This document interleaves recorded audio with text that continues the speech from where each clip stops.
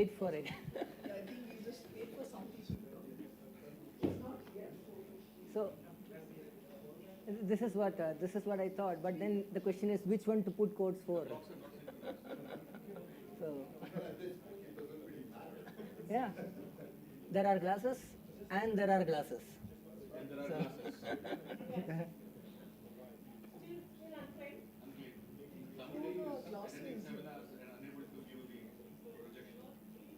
Or maybe they really don't need glasses.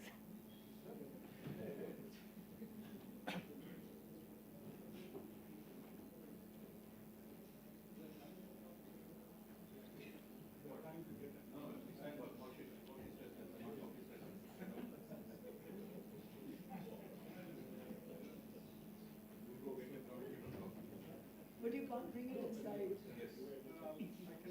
You can't.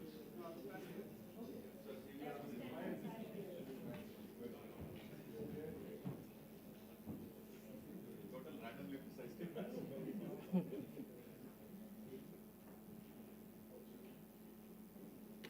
See, since I can't travel, I have to back.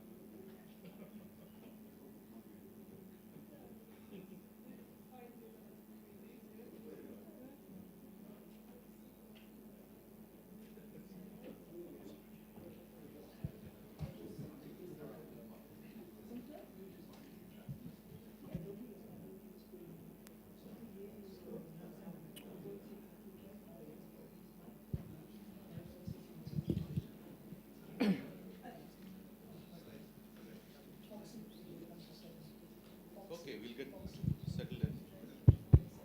Okay. Almost the end of the day. I must have done something right because I'm being punished by being volunteered as a chair again. So our next speaker is Professor Anoop Krishnan from IIT Delhi.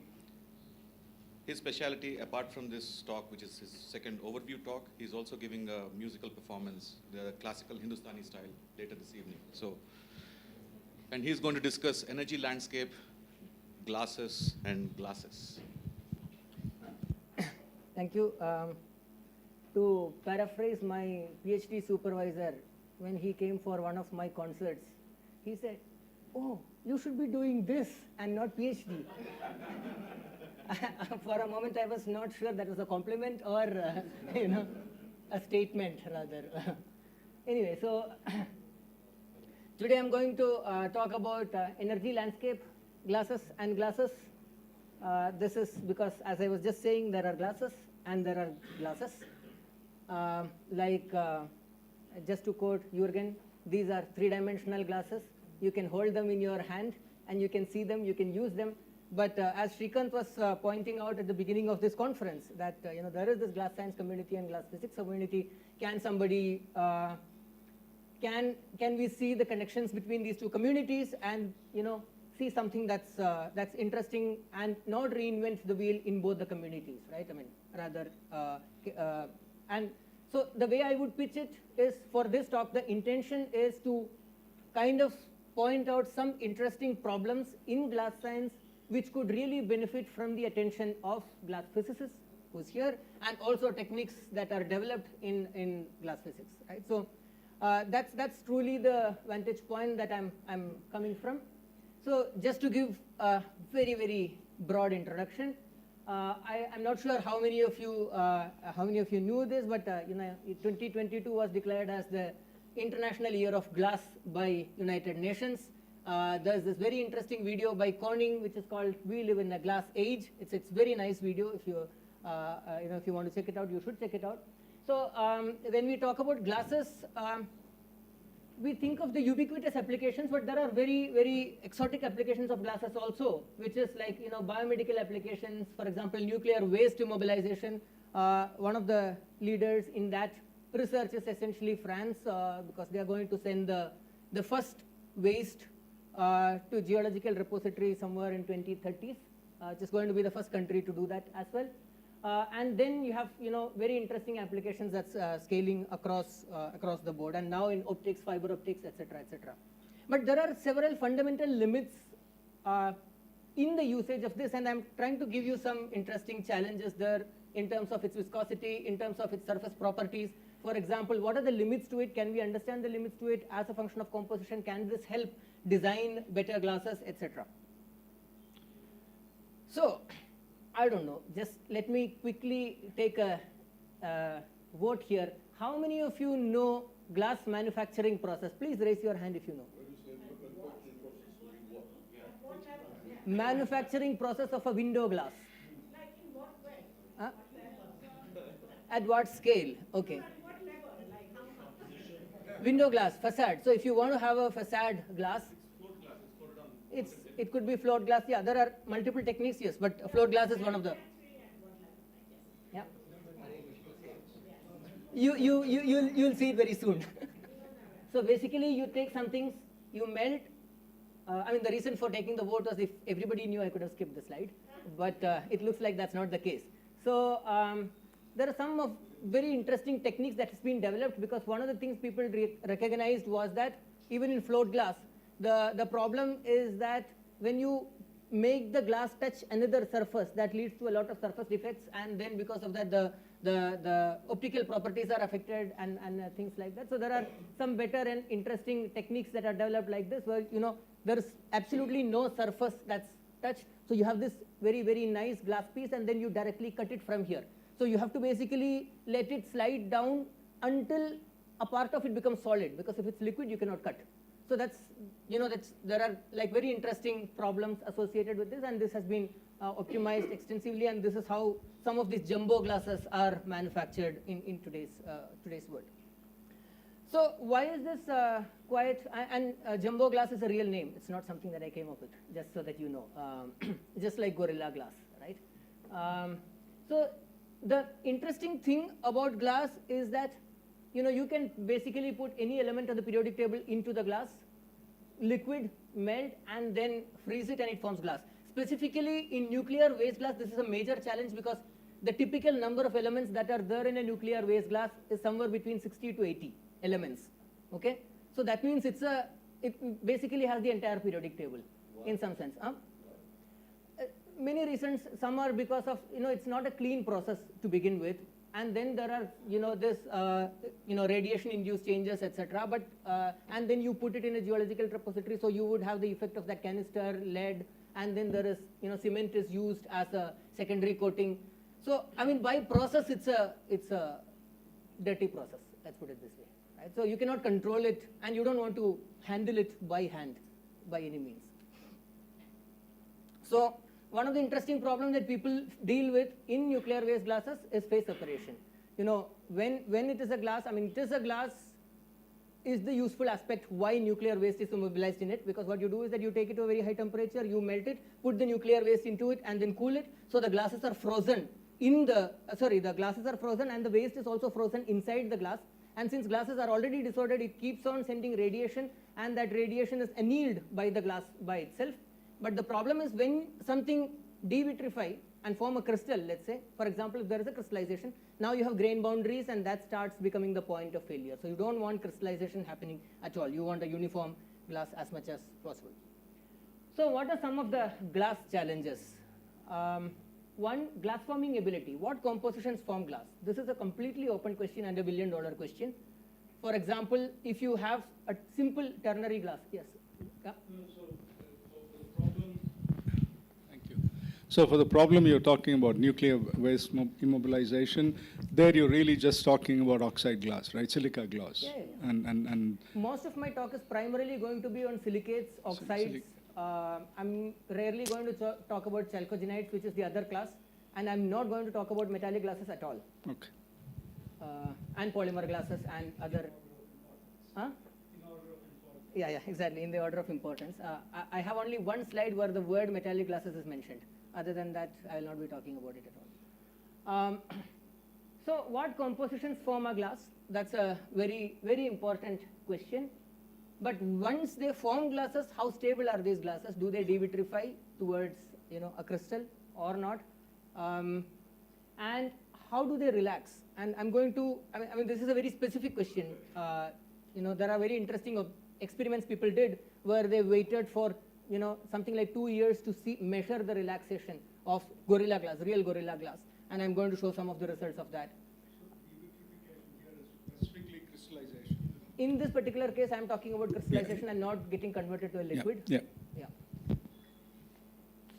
And of course, the questions, what are their properties in terms of thermal properties, electrical properties, mechanical properties, optical properties, etc. But when I say this, I again want to give a rider that I'm not just asking, I have a composition, what is the property of that? That's not the question.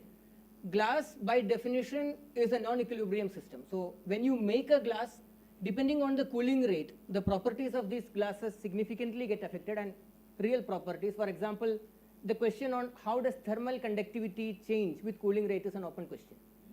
It's really not, yeah, hello. Yes. So just to help fix ideas, can you give us an idea, a scale of what concentration of atomic waste you would be using? This is 1%, 1 part in a million, or? The loading capacity, this is another factor that you want to maximize. Okay. So I don't have a number on the top of my head, but typically people optimize for loading capacity also, and the optimization is based on whether it devitrifies or not. How uniformly this waste get dispersed, and how well does it not get devitrified. Yeah, I don't have a number on the top of my head, and it depends on what the waste form is, and the, for example, it's for different waste forms, it's very different. And what are the other contents associated with waste form? Like sometimes they use sulfur and other things. So it's a more complicated one. I could have given you some number, but I don't remember it on the top of my head. Right, and in most instances they don't tell you also. By they, what I mean is nuclear agency. So they give you very vague statements, and so we have been working on a funded project with the nuclear agency, and they tell you we want a melting point of 1200. We want a melting point of 1200 degrees Celsius. So it took 3 years for us to understand why they gave us that specification, because they use an electric arc furnace and it should be meltable in that electric arc furnace. So, but they don't want to always tell you what exact methodology is used and things like that. Anyway, so coming back to this, for example, when you have different cooling rates and glasses cooled different ways and glasses prepared different way, how does this thermal expansion get affected? How does the thermal conductivity get affected? Because in some sense it's a bulk property. And more importantly, if you look at things like electrical conductivity, because there is a lot of interest in battery materials and other things from an application perspective, how do ionic conductivity and electrical conductivity get affected? Electrical conductivity, because sometimes you will use these electric furnaces, so you need to have reasonable electric conductivity and resistance for it to actually melt. Mechanical properties like strength, fatigue, moduli, and optical properties like refractive index and Abbe number, things like that. Again, transmittance, etc. So these are very interesting. Yeah. What is an Abbe number? Right. So this is an interesting question. So Abbe number is basically unitless number which tells you when you change the wavelength, like the ratio of wavelength, what is the refractive index with different wavelengths. So that means yes, exactly. So NF minus NC by basically ratio of refractive indices measured at different wavelengths. So it tells you how it changes with respect to the wavelength. The refractive index changes with respect to the wavelength. So this is again very important property. For example, if you want to create a composite lens, you would always worry about the Abbe number of it, so that you can focus it at this particular thing, for example, telescopic lens and things like that. And in that cases, again, there is a very interesting challenge, which is homogeneity. So, for example, they need refractive indices. If you are building these large telescopic lenses, they want refractive indices measured or uniform to the precision of 6th digit, like 2.546573.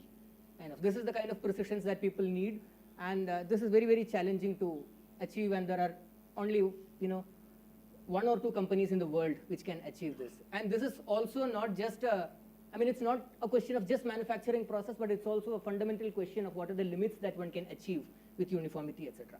So the whole point of, and how sensitive are these properties to the preparation protocol, like cooling rate, pressure, ion exchange, sol gel, etc., etc. So these are some of the interesting questions that the glass science community is trying to address. Lots of efforts, both from an empirical perspective and also from a fundamental perspective to understand this.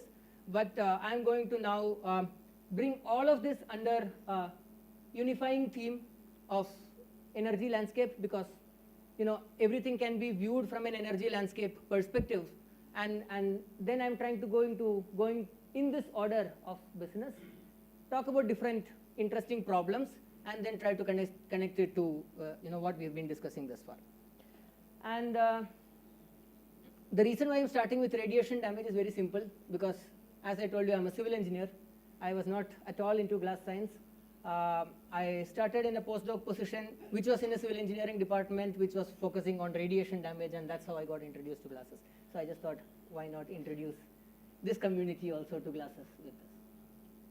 What is a radiation damage? It's a very simple process. If you have played snooker, you exactly know how it works. But this is exactly the same process that you apply as well. You have a bulk atomic system. You choose an atom randomly. It's not truly random. It's based on the ratio of your neutron cross section. But you pick an atom. You accelerate or assign a velocity for this atom corresponding to the energy of incident neutron.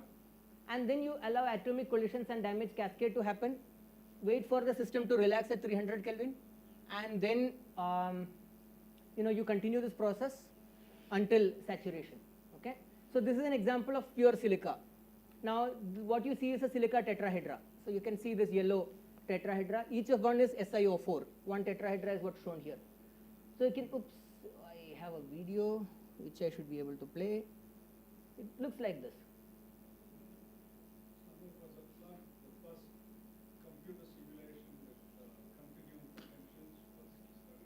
Yeah, 1956, the copper radiation, right? I think that was one of the first efforts in MD simulation. Yes, so MD simulation started by studying radiation damage. So it's a nice segue to connect that as well. Sorry? Yeah, so it was at Los Alamos. Or no, that was Los Alamos was the Metropolis, Rosenbluth and Teller and Teller. Yeah, I don't.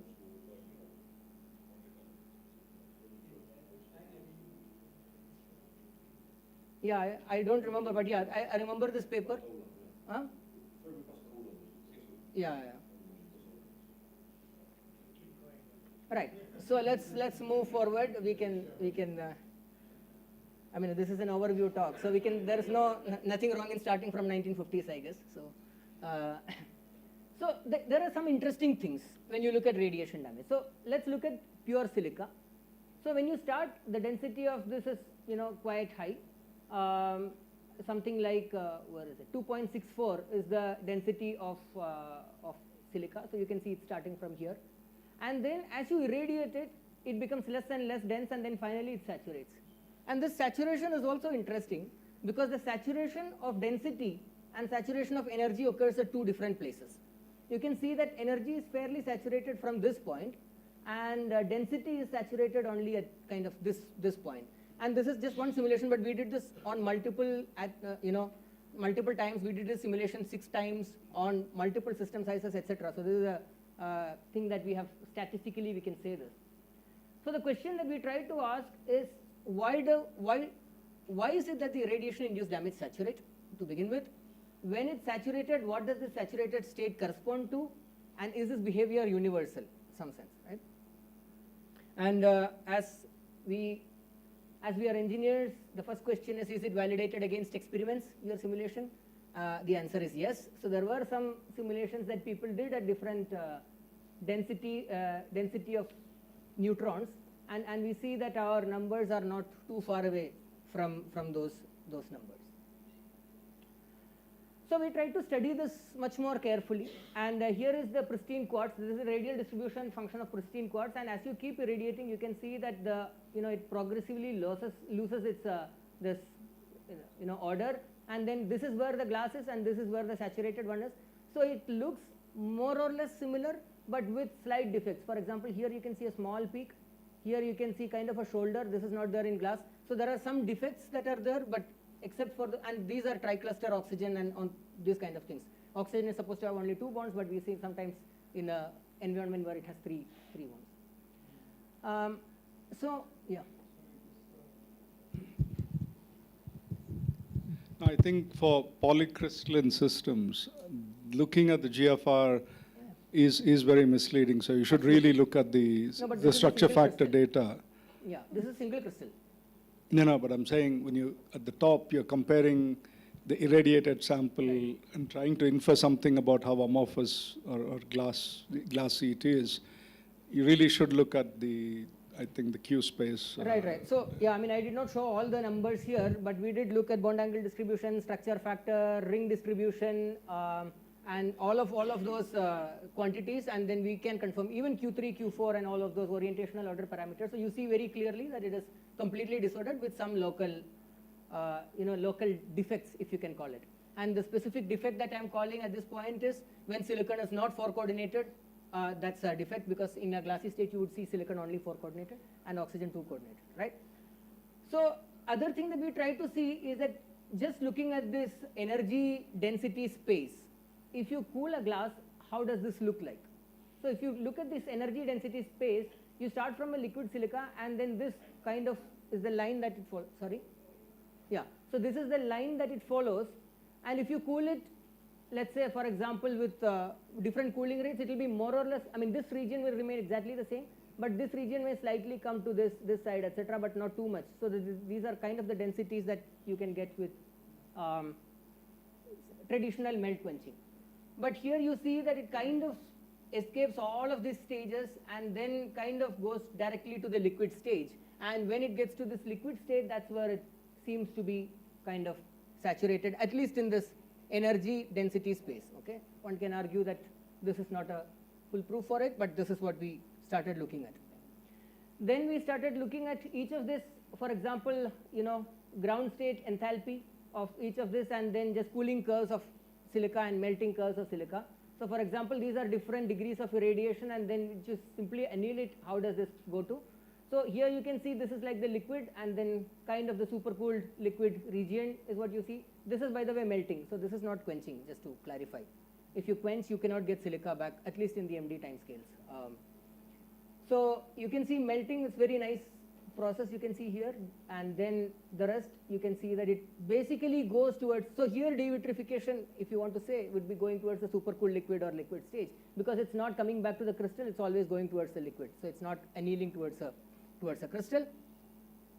So when we did all of this, and again, I'm just giving you the brief overview of it, but we did quantify a lot of other things like the order parameters, etc., like orientational order parameters, etc. And with this, we tried to kind of come up with an energy landscape perspective to this entire story, that when you essentially have a crystal, you somehow go into this partially irradiated states. So it's not necessarily polycrystalline, it's not necessarily, it's kind of a mix of amorphous and crystalline. So yeah, and finally when it saturates, it's like a liquid-like landscape. And the interesting thing that we were able to observe was primarily in terms of the mean square displacement. So if you look at the mean square displacement of the final stage, it significantly differs from this particular previous stage, where the final stage has much more mobility for all of these particles in comparison to the previous stage. And our hypothesis was primarily that until that point, you have a lot of ordered crystals, which is blocking the mobility of these ions, and once it starts percolating, then the mobility starts increasing. So this was essentially the idea of this work, and this is how I got introduced to glasses. We said, okay, liquid gives you a good surrogate for irradiated minerals. Can we try to consider glasses as a surrogate for the radiation-induced damage for these minerals, right? So from there we started looking at 8 silicate minerals. So these are again real minerals that are not necessarily used as aggregates, but real minerals. These are like almandine, diopside, enstatite, jadeite, albite, anorthite, nepheline, quartz. There are different families of silicates: nesosilicate, inosilicate, tectosilicate, orthosilicates, depending on how the silicate chains are connected.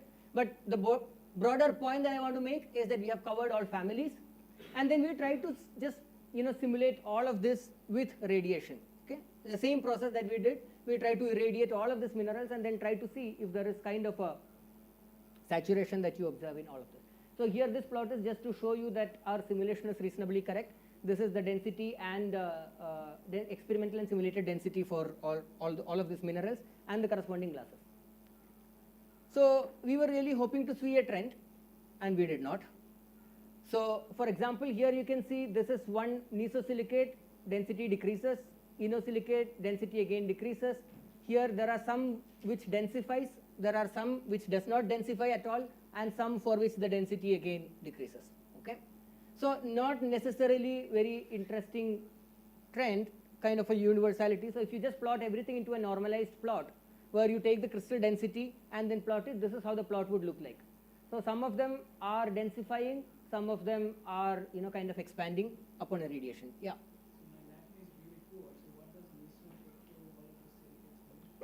Right. So this is the classification generally. So 95% of Earth's crust are made of silicate minerals, and silicate minerals are primarily classified into 4 categories, depending on how the silicate chains are connected to each other.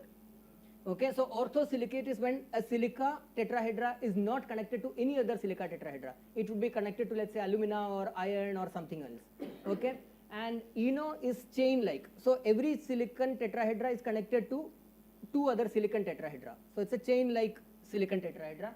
Nesosilicates is, sorry, I think I made a mistake. So neso is where it's isolated, tecto is where it's connected to all silica tetrahedra is connected to everything else. For example, quartz is a tectosilicate because silica is always connected only to silica, right? So that is tecto. Eno chain, neso is isolated, and there is one family which we did not include, which is called phyllosilicates, which are layered silicates. Mica is an example of a phyllosilicate where you have layered silicates. The reason why we did not include is that phyllosilicates have water in it, most probably. Most of the phyllosilicate minerals have water, and once you have water, things get messy. So we did not include that. Sure. I understand like the structures are very different, but can you give us an intuition like why should they have very different properties? Like why do you expect them to have very different properties? Because they have different structure.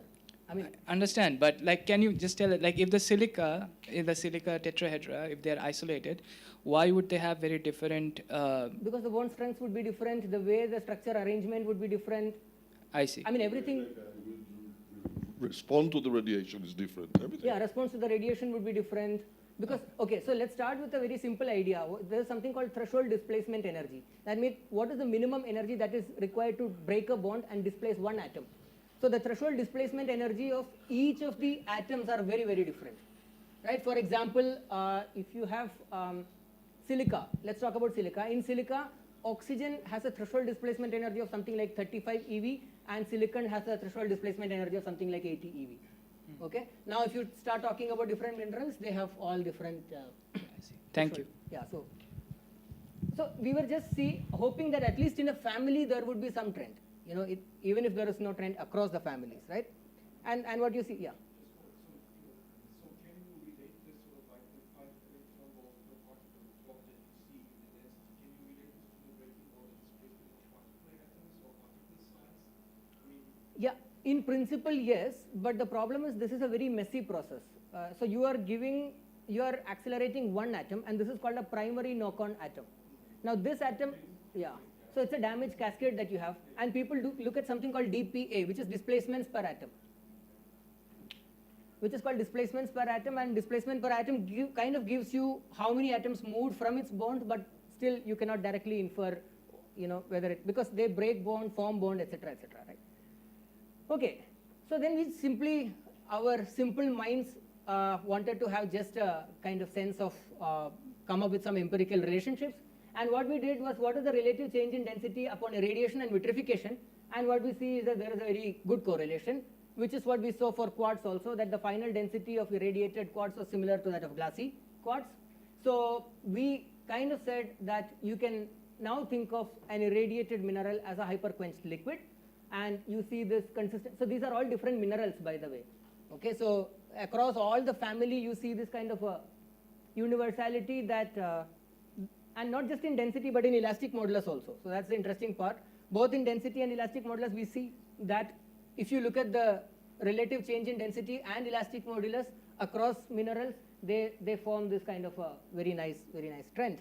So then we started looking into this idea of porous materials, and there are some interesting literatures on this, where people said that the scaling of porous materials density and elastic modulus ratio scale in some fashion, especially for example in this kind of materials, sponge-like materials. There are several empirical relationships that people have shown that the ratio of elastic modulus to ratio of density goes by a power of 2.5. Okay, nobody knows why. Again, an open question. If somebody is interested in looking at it, it's a very, very established one experimentally, that the ratio of elastic modulus of disordered system to ordered system is equal to ratio of density of disordered system to ordered system to the power of something. In this sponge-like materials, it is 2.5. In our case, we find it that it is somehow 3, except for always anomalous silica. But for all other minerals, you see that it's a reasonable trend that you see in this. Again, you will not see it if you look at one mineral, because maybe you are taking a point here or maybe you are taking a point here, but statistically you see that there is a trend like this. So the bottom line is that, so we kind of stopped here, and there were several interesting ideas that came up but never pursued. For example, how would the relaxation of these systems would be once you are irradiated, and this relaxation behavior is very, very important, and which is what I'm going to talk about in the next set of topics that I'm going to cover. Great. So any questions thus far? Yeah. Anoop, I have a question. Yeah. So in the previous slide, yes. So do you also see for materials which are forming polycrystals? Forming polycrystals? Yeah, I mean material which are not. No, are you asking whether we see the scaling for Yes. those also? We have not looked at it. I think it's a very interesting thing to look at. For example, in some sense, you can think of elastic modulus to be strain energy density, not strain energy, like energy density in some sense, the energy per unit volume. So it is not truly surprising that it has a scaling relationship with density, but what would that be and how would this change across systems? I think I have not found a very systematic study on it for polycrystalline and glasses and other things to the best of my knowledge. But yeah, I would be happy to stand corrected. Okay, so you were studying neutron scattering. That's right, neutron Okay, irradiation. energies, okay. Yeah. So Giulio Monaco in Italy, his group is working on X-ray irradiation to silica sample. Does anyone computationally study energy scale associated with X-ray? So what would be the energy of incident radiation of X-ray approximately, do you know, in terms of EVs? I'm sorry, I have no idea. Okay, so the reason why I was asking is that if it is less than 30 EV, for example, which I think is a very small number, then nothing would happen. Things would happen.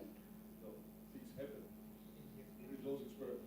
Yeah, I see. So must be energy sufficiently high. Right. So, no, I was coming to it. I was just saying that a bond cannot be directly broken by that energy. But what would happen is, like what we see in cyclic shear and other things, that there can be a relaxation and other things that happen when you continuously bombard it with energy, but it might not be like the process in neutron irradiation. So the process, I think, would be different. To give you a yardstick, Thank you. 1 Kelvin change in temperature is 1/40th of an electron volt, and the transition between electronic states is of the order of 5 electron volts. Yeah, okay. Perfect, so we have some numbers here. Great, but I think, I think in general, the idea of, systematically bombarding disordered systems with energy and then studying their response to it, I think is a very interesting thing that's not extensively and systematically studied to the best of my knowledge. But yeah, I think this would again be a very interesting thing to do. On X-ray radiation. So basically, Misaki was asking if people have studied this X-ray radiation using MD simulation. Yeah, so I'm not familiar, but I wouldn't say that I'm totally up to date with the literature. So, but I at least I'm not familiar with the study that. X-rays typically do break bonds, chemical bonds, right? So, yeah. Yeah. But break bonds of what is the question? Covalent bonds. Yeah. So if it's silica and all that. Yeah, so yeah, I don't know the numbers, right? But I think, yeah, this can be looked up. It's not a difficult thing also to run. We can very quickly run this simulation and then see if it happens also. So yeah. Great. So the second aspect that I want to talk about, and as I said, I got introduced to glasses, and then I got really excited, and then I wanted to study glasses much more, and then we started looking at interesting things. So now I will not necessarily follow the way I learned, but some of the interesting problems as we see forward. So it goes without saying that you have this very interesting behavior during glass transition. This is the plot from Shrikant's paper long back, and then there are much more, let's say, cleaner plots people have produced later and with much more computational power, etc. But we see this very interesting behavior that once it falls out of equilibrium, as you have lower and slower cooling rates, you get to more and more lower energy. And if you are thinking of it from a real material perspective, from a real glass perspective, what you see is, okay, before I show that a plot, what we see is actually that it gets more and more dense. Okay, so as you cool it more and more slowly, it becomes more and more stable, it becomes more and more dense. And the easiest analogy that you can think of is like a Tetris. Things are falling, so it gets, if you give it more time to relax, then it kind of goes towards a more dense state in principle. Does not happen for silica. Okay, so this is very interesting anomaly that people have studied again quite some time back. For example, one of the first paper was by Wollmeyer-Kobe and Binder. Walter Kobe studied this, and here again you can see that silica has this anomaly, tetrahedral liquid anomaly, where you see this density maximum at this point, and after that, for example, if you see it comes down. So as you have higher and higher cooling rates, what you see is that as you have lower and lower cooling rates, what you see is that the silica becomes more and more less and less dense. That means opposite trend of what is expected of glasses. For example, I'm not sure if this is very clear, but this is very clear. And this was a simulation that was done in 2016 by JMD Lane, and you can see that when you have lower cooling rates, it basically comes to more dense states, and when you have higher cooling rates, it becomes lesser and lesser dense. Yeah. Absolutely.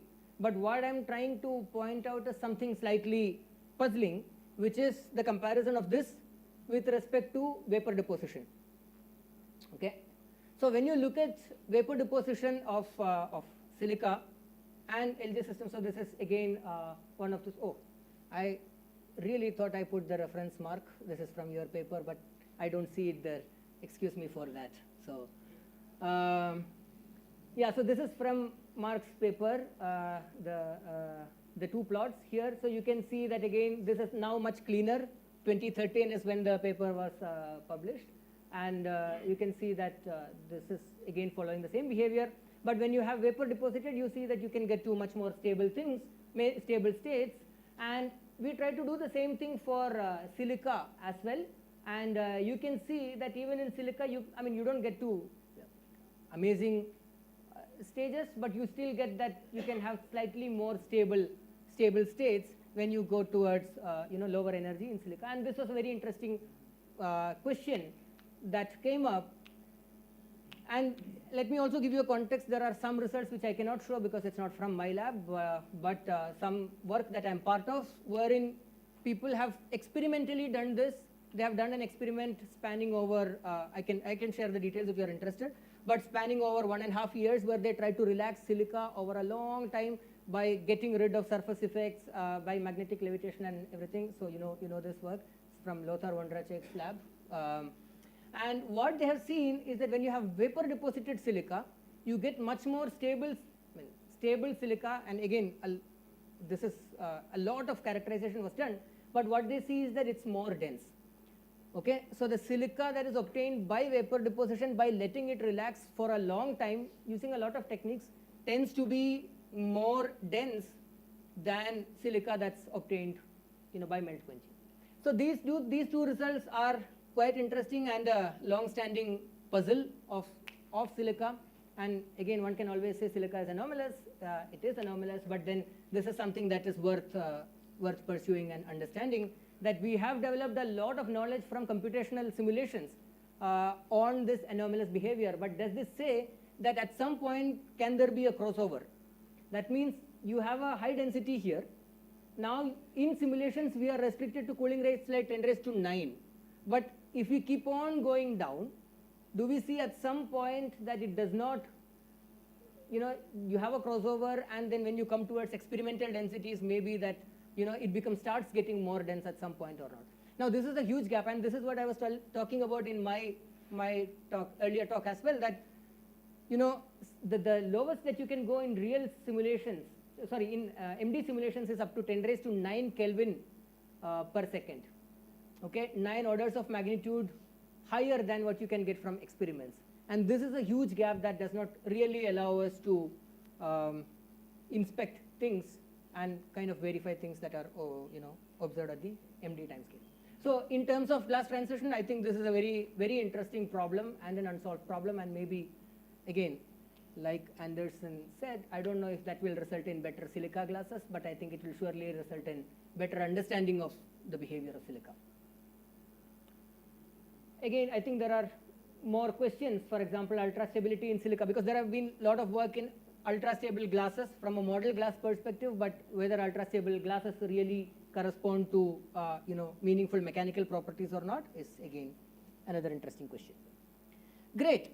So now that we have touched upon glass transition, we go towards the next interesting problem, which is essentially this idea of relaxation.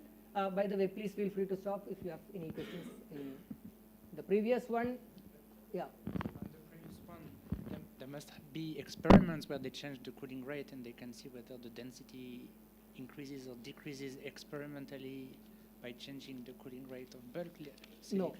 To the best of my knowledge, there are no experiments on silica where people have tried to do it over different orders of magnitude and then try to get the structure and then analyze it. And this is again non-trivial, because typically how you make silica is you just melt it and then, you know, keep it out and let it cool. This is how the glass forms. There are other techniques where you can accelerate this, but the problem is the moment you start doing it, you start applying pressure to it, or, you know, some other things to it. So then it's a question of confounding factors, right? Whether it is because of the pressure you applied that it is, and things like that. So under exact same conditions, applying different cooling rates and making experimental glasses, I think is a problem that's not solved. Yeah. In the range of. So if you don't mind just going back to that slide. So basically, I mean, the two things that I should take home from the next one, in the experimentally relevant range of cooling rates, you don't see the same trend of better annealing with cooling rate. Right. And B, vapor deposited glass actually, I guess arguably, well, it's certainly no better than just a quenched glass. Yeah. And silica. For silica. For silica, but because people have done it on other systems, organic systems, polymer systems, I was talking to Mark as well. And in some other systems, they seem to be good, but not in silica. Okay, surprising. I didn't know this. Yeah, I mean, I think it's also depends on the surface mobility. For example, the reason why you get better glasses is because the surface atoms are more mobile and it can easily relax. The relaxation times are much faster when you have vapor deposition in comparison to bulk glasses. So that's the idea. So the silica, maybe the surface will actually lower. Yeah, I mean, I think that's at least the understanding. I think, Mark, you have studied this much more.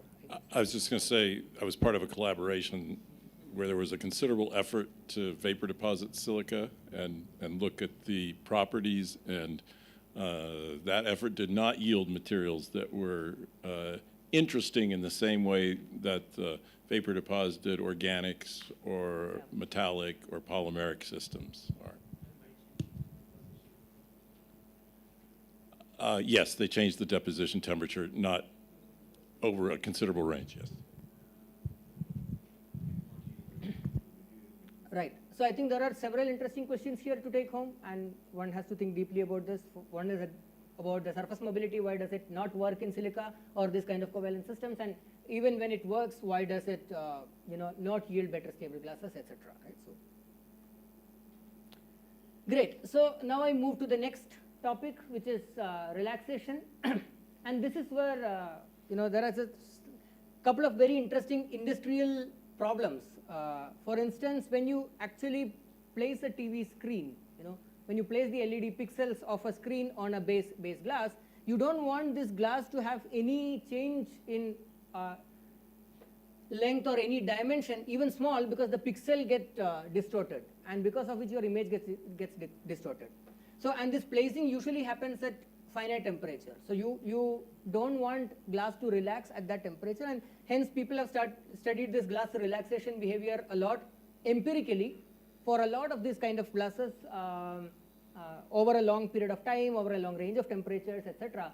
So one of those very interesting work was this particular work, which is from Corning in 2013. John Morrow was the person who led this effort, but this was he was at Corning at that point of time. This was a real gorilla glass. Okay, it's an experimental one, so we don't know the exact composition, but we know it's a sodium potassium aluminosilicate. Okay, so it has Na2O, K2O, Al2O3, and SiO2. And they studied the relaxation of this for 1.5 years. So just keep it and then keep measuring the strain very accurately for 1.5 years. No loads applied to it. And what they see is that it has a stretched exponential relaxation. Okay, and with a relaxation exponent of something like 3/7. Okay, yeah. Saying stress applied. So did you say? No. Let me clarify this. So Yeah. the experiment did not have any stress. Then we tried to simulate this using this approach of perturbation, which is just keep applying the stress cycles. But this is slightly different from the cyclic shear, because it was not shear stress that was applied. It was just uniaxial compression and tension that was applied in this. Yeah. Yes. 20 minutes. Yeah. 15 minutes. Oh, okay. So for say a normal TV glass, like where would the cycle of stresses come from? The cycle of stresses was simply to age it, just to accelerate the aging. No. I'm saying like if you actually try to simulate, let's say, a TV glass, like the LED at whatever you have, like the daily temperature fluctuation can lead to this kind of stress? It can, depending on the boundary conditions of the TV glass. But Okay. the point of this was not necessarily to study stress cycles. The point of this was just to simply accelerate aging, and then see when it ages for, let's say, 1 year, 2 years, how does the behavior correspond. And the logic of giving this particular stress perturbation is very similar to the earlier talks on shear strain, etc. You're just allowing it to overcome barriers by giving these perturbations. So it was very, very small stress. It's way below the yield strain and all of those. So it's very, very small perturbation that you're giving, so that it can accelerate this aging. So what we see is also the same, in some sense a similar thing. So here is beta equal to 1. Here is beta equal to 3/7, and here is beta equal to 3/5. So what you see is quite interesting, that both for sodium aluminosilicate glasses and potassium sodium aluminosilicate glasses, you see that there is a stretched exponential relaxation. But more interestingly, if you look at this volume relaxation and the stress relaxation, the energy relaxation and the volume relaxation, if you look at it, both of them have two different exponents. Okay, so one is relaxing with 3/7, and the other is relaxing with something like 3/5, and both are stretched exponential, but with different exponent.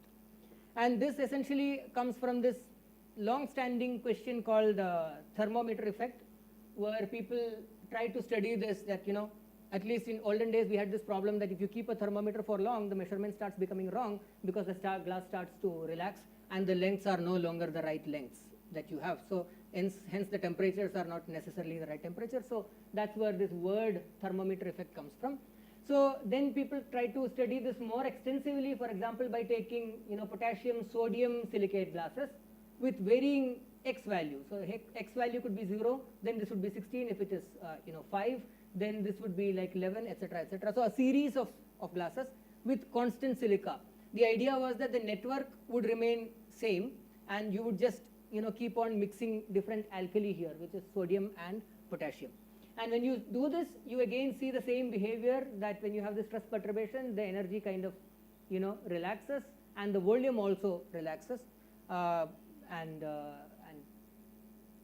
you would see again the same behavior, that the stress and enthalpy relaxes with something like 3/5, whereas the volume relaxes with 3/7. So in some sense there is a universality to this, but in this paper they invoke the Phillips diffusion trap model to say that some sort of a behavior like this was observed earlier as well, but this was not a, I would say this is a loose connection than any rigorous first principle connection that you can make to it.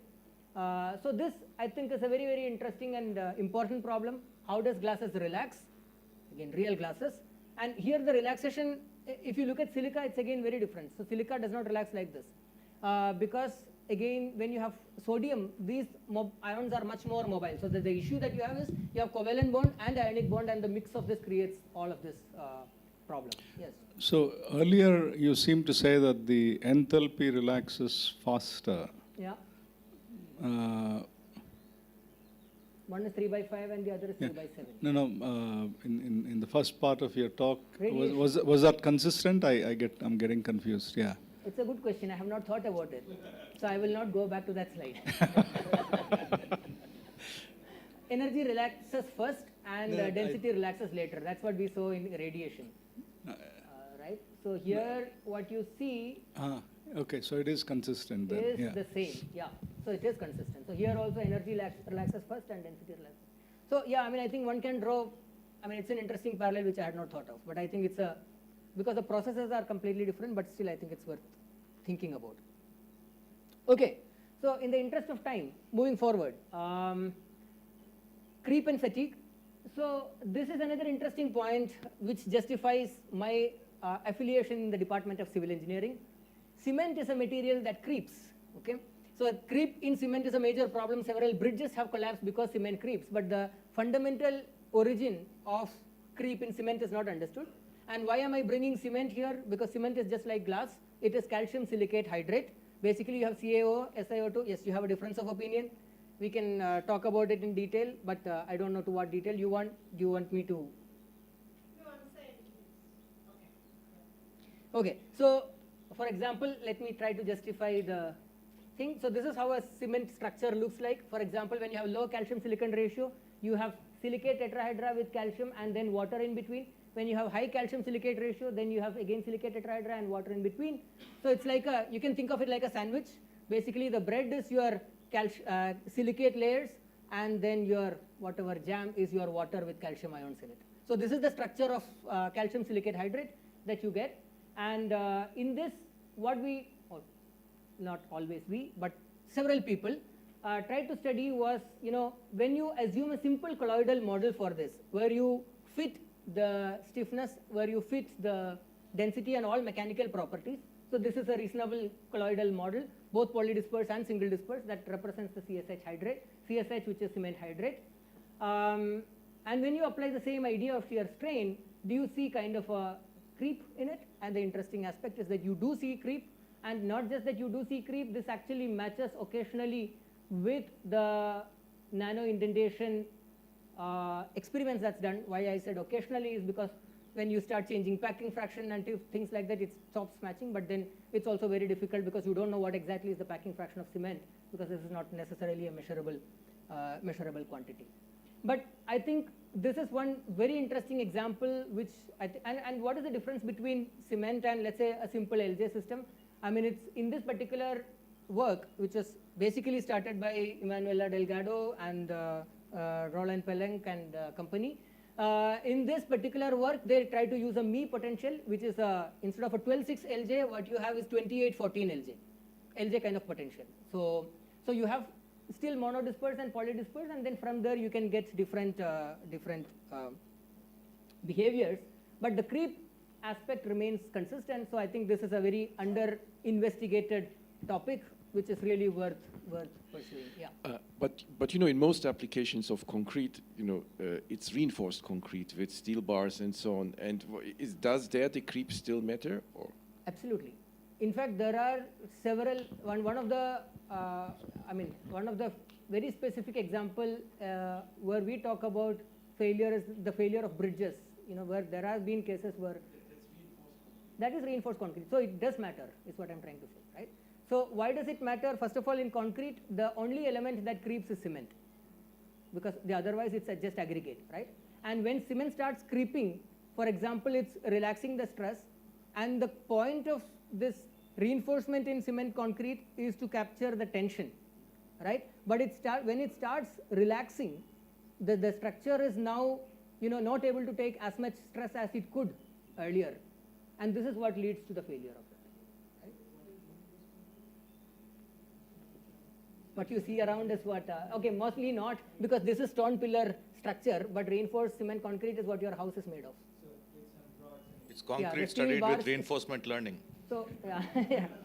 I have had the reverse experience. When I had a book on reinforcement learning on my table, one person came and said, oh, now you have a software to learn the reinforcement of concrete also?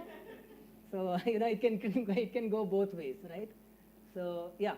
So, the idea is that the binder in cement is essentially CSH, and the CSH can creep. But how does it creep is an interesting problem.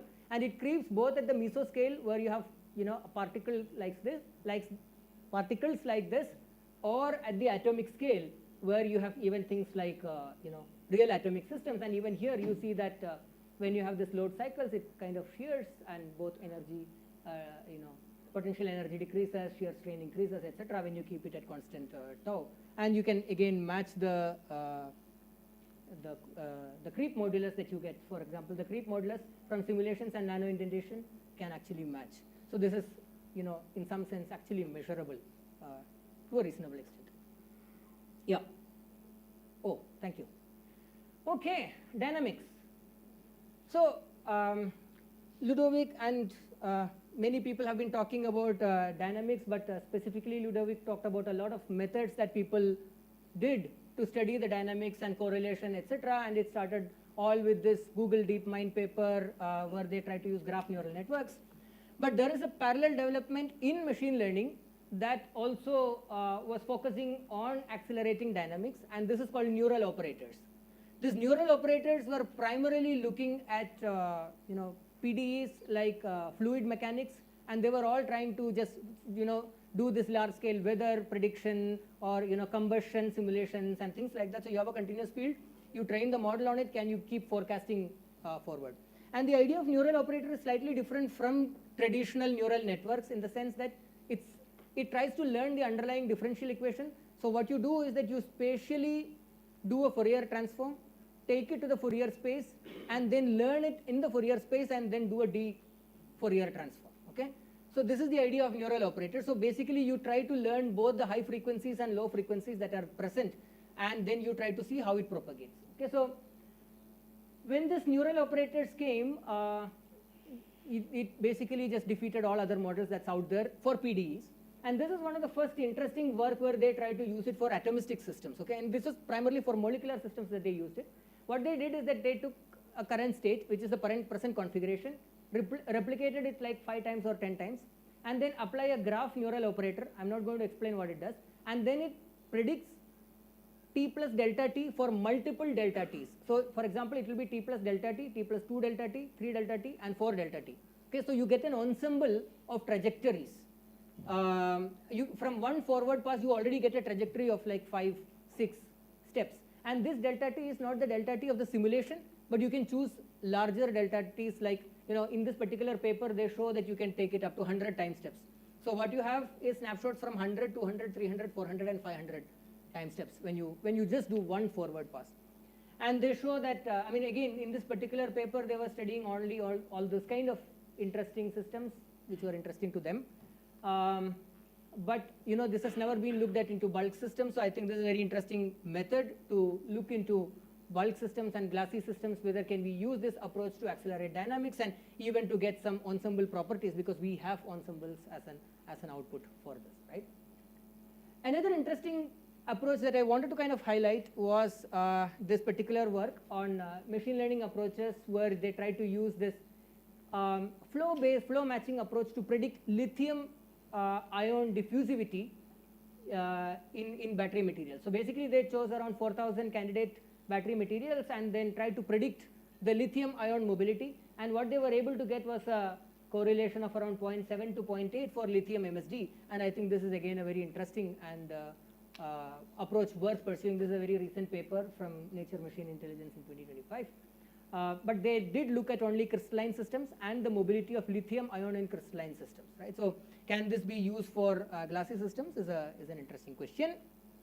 And the last part that I want to talk about is glass forming ability. So we all know the angel plot, and there have been several efforts in model glass systems, several structural metrics in metallic glass community, and this is the only slide where I am talking about metallic glass, Srikanth.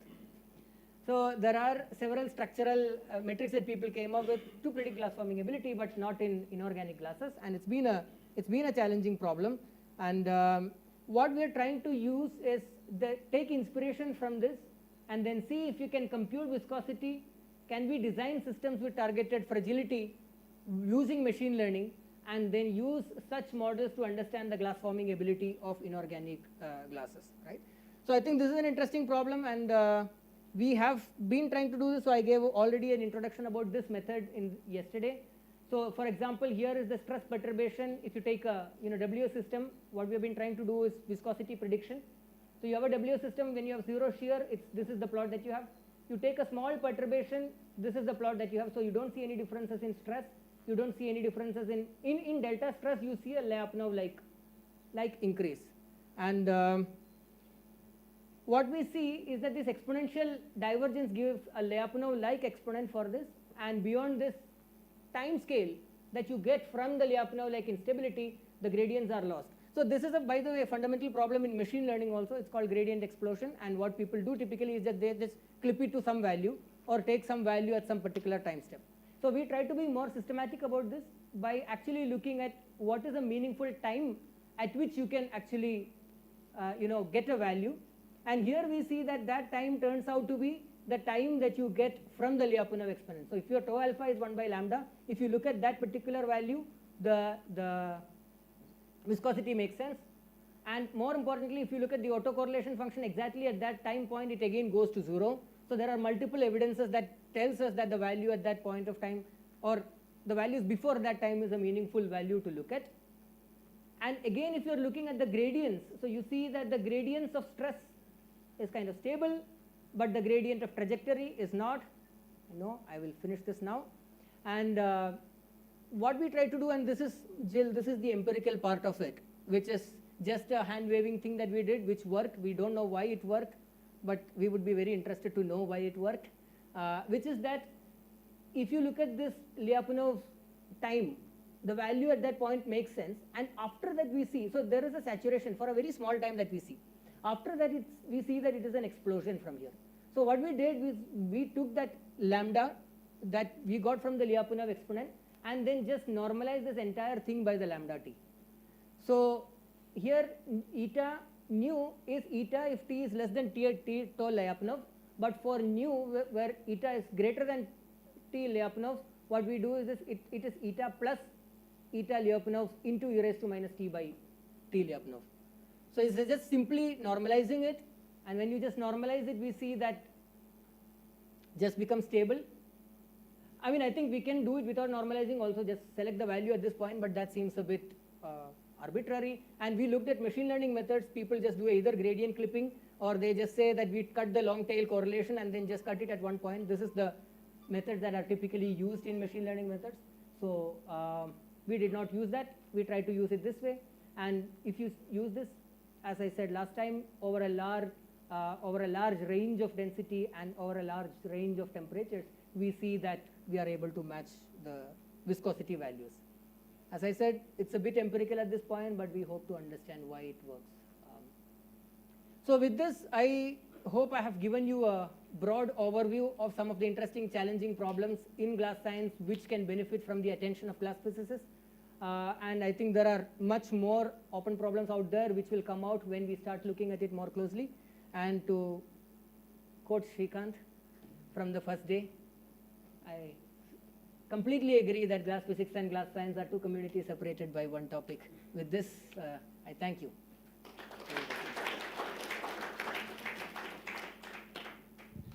questions? I know if anyone wants to take a break, you can step out, but those who have questions, we can continue. We'll meet at 5 p.m. for Itamar special talk, but any questions?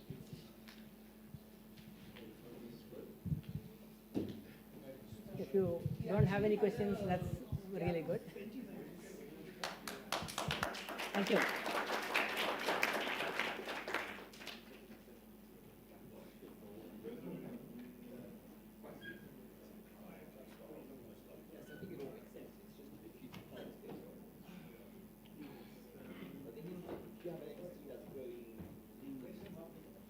The only thing I was trying to say is cement is a gel, it's not glass. That's what I said. Calcium silicate hydrate gel is what I said. Yeah, but putting it in It's the same similar to- category, no. I mean, it's similar to glass in some sense that, okay, And sure. like, if you're getting into details, then it's not. Yeah, right? sure. I agree. I mean, I think it's the nomenclature that we are debating about. It's in semantics. Not a nomenclature. Gels are called out of its Sure, but salt gels are also glasses.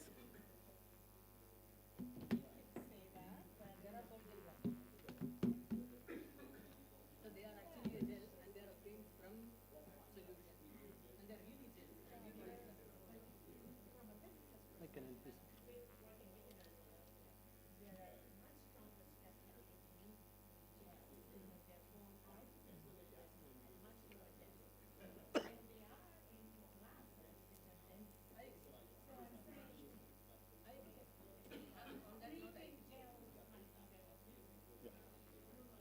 But they are not like gels that we see for hair gels, right?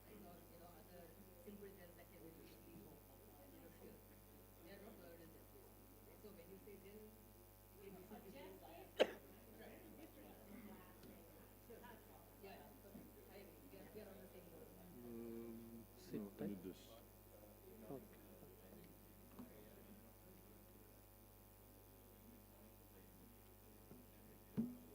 What This one is for pointer. So, do you have the pointer? Yes, sir.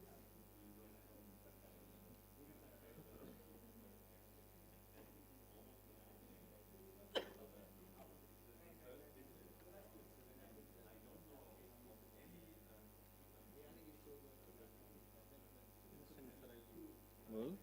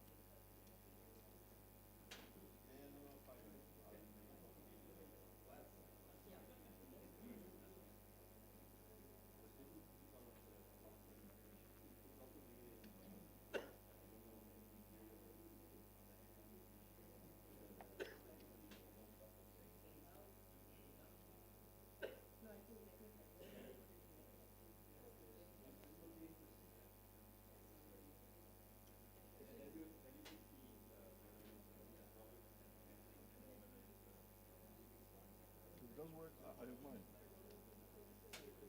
Hmm?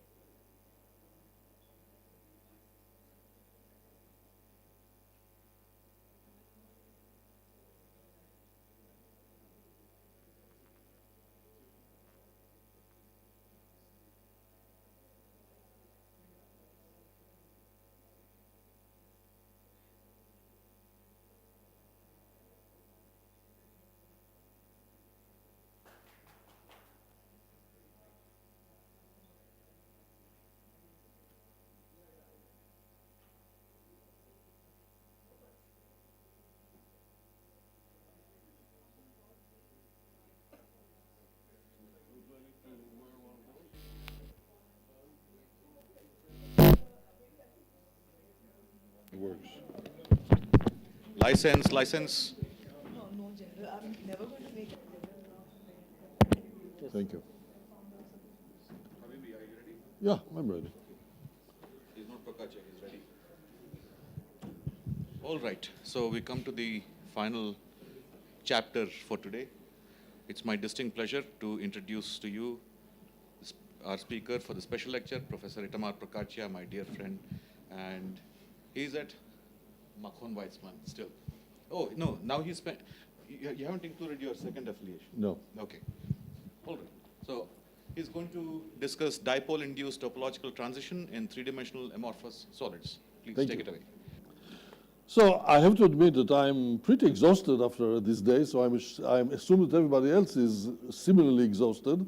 So I'll try to keep it short and sort of more qualitative. Otherwise, it's a waste of time. So let me start by reminding you of the well-known dipole-induced transitions in two dimensions, the equilibrium transitions. So the first one is a so-called hexatic phase, and the hexatic transition. And the second is the Kosterlitz-Thouless transition. It was originally discovered in the context of the XY model, in which you have a transition from bound vortex anti-vortex pairs at low temperatures to unpaired vortices and anti-vortices at subcritical temperature. And this was the origin of the Nobel Prize to Kosterlitz and Thouless in 2016. So hexatic, let me summarize what's the hexatic transition, because it's a very interesting transition that came as a surprise when it was discovered by our brothers David Nelson and Bert Halperin in Harvard. So the phenomenon is this. People thought that when you have a solid, you warm it up, it melts. And there is a solid and a liquid, and there's nothing in between. So what has been discovered that in two dimensions, this is not so simple. There is an intermediate phase. The way that you want to think about it in terms of topology is the following. When you are at low temperature, in two dimensions, the crystals are hexagonal. So you have hexagons that are tessellated nicely in space. And now you increase the temperature a little bit, and you begin to have fluctuations. And two hexagons begin to fluctuate, became pentagon, heptagon, but this is fluctuating. So pentagon, heptagon, pentagon, heptagon, pentagon, heptagon, heptagon, pentagon. This is a quadrupole, topologically. And it turned out that the quadrupoles are weakening the material, that is, they reduce the moduli, elastic moduli, but are not changing the symmetries. That is to say, both the long-range order and the hexagonal symmetry is still there. But it's a phenomenon. That is to say, you do begin to see the weakening of the material. Now you increase the temperature further, and there is a point where the hexagon pentagon becomes stable. Okay, so two hexagons are now heptagon and pentagon. This is a dipole.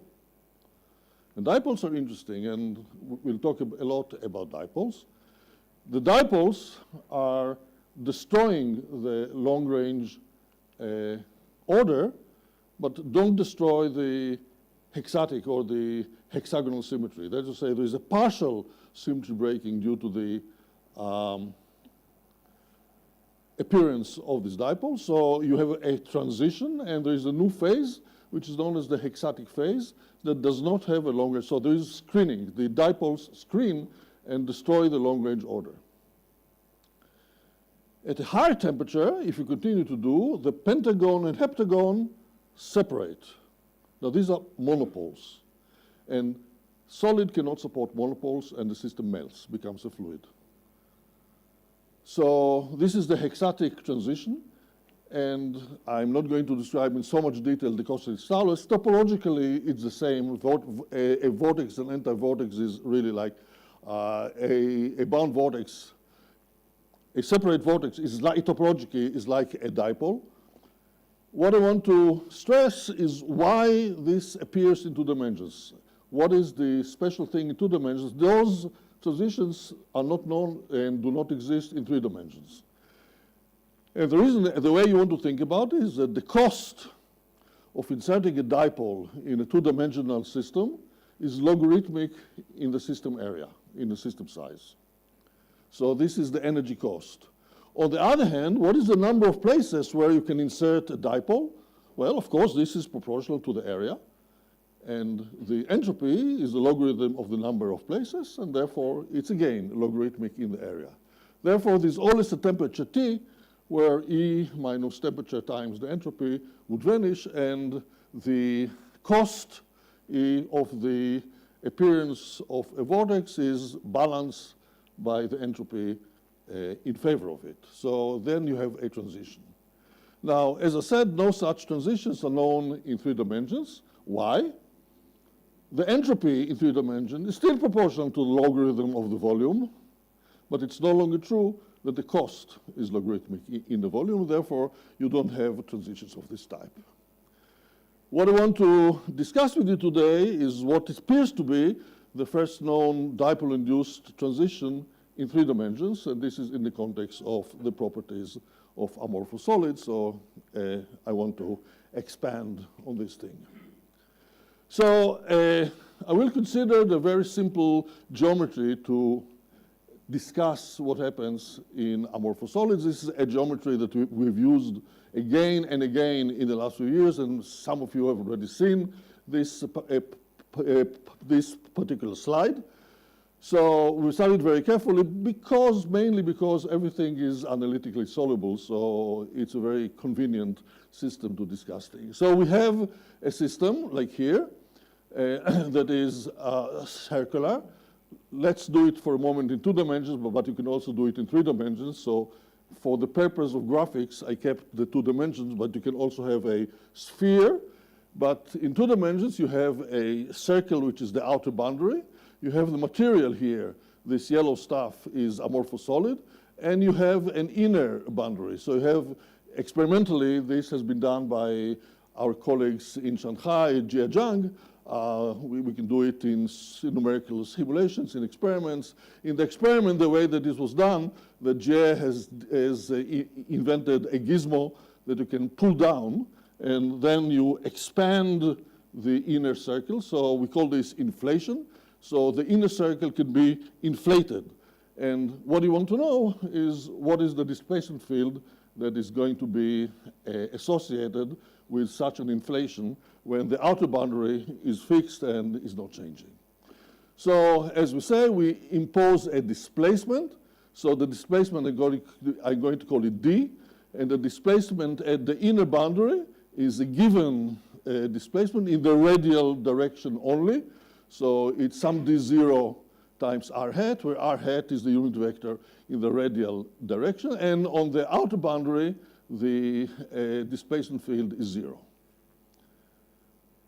Now, in such a radial geometry, you'd expect that the whole displacement field is going to be radial. So I'm going to call it d sub r, the radial component, which is a function of r, but it's directed in the unit vector r. And what would you expect? Well, if you accept classical elasticity, you can solve this problem exactly, because the displacement field in classical elasticity solves this second-order differential equation that with these boundary conditions is easily solvable, and the solution looks like this. So the displacement field as a function of r is going to be, you can check that if r is r in, it's going to be d0. If r is r out, it's going to be 0. And in the bulk, it goes like 1 over r, but of course has to vanish at the boundary.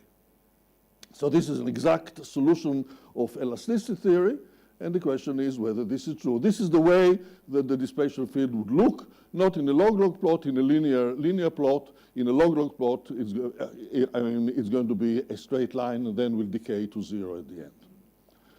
So is it so? Not so. So in fact, and I'm going now to summarize what this talk wants to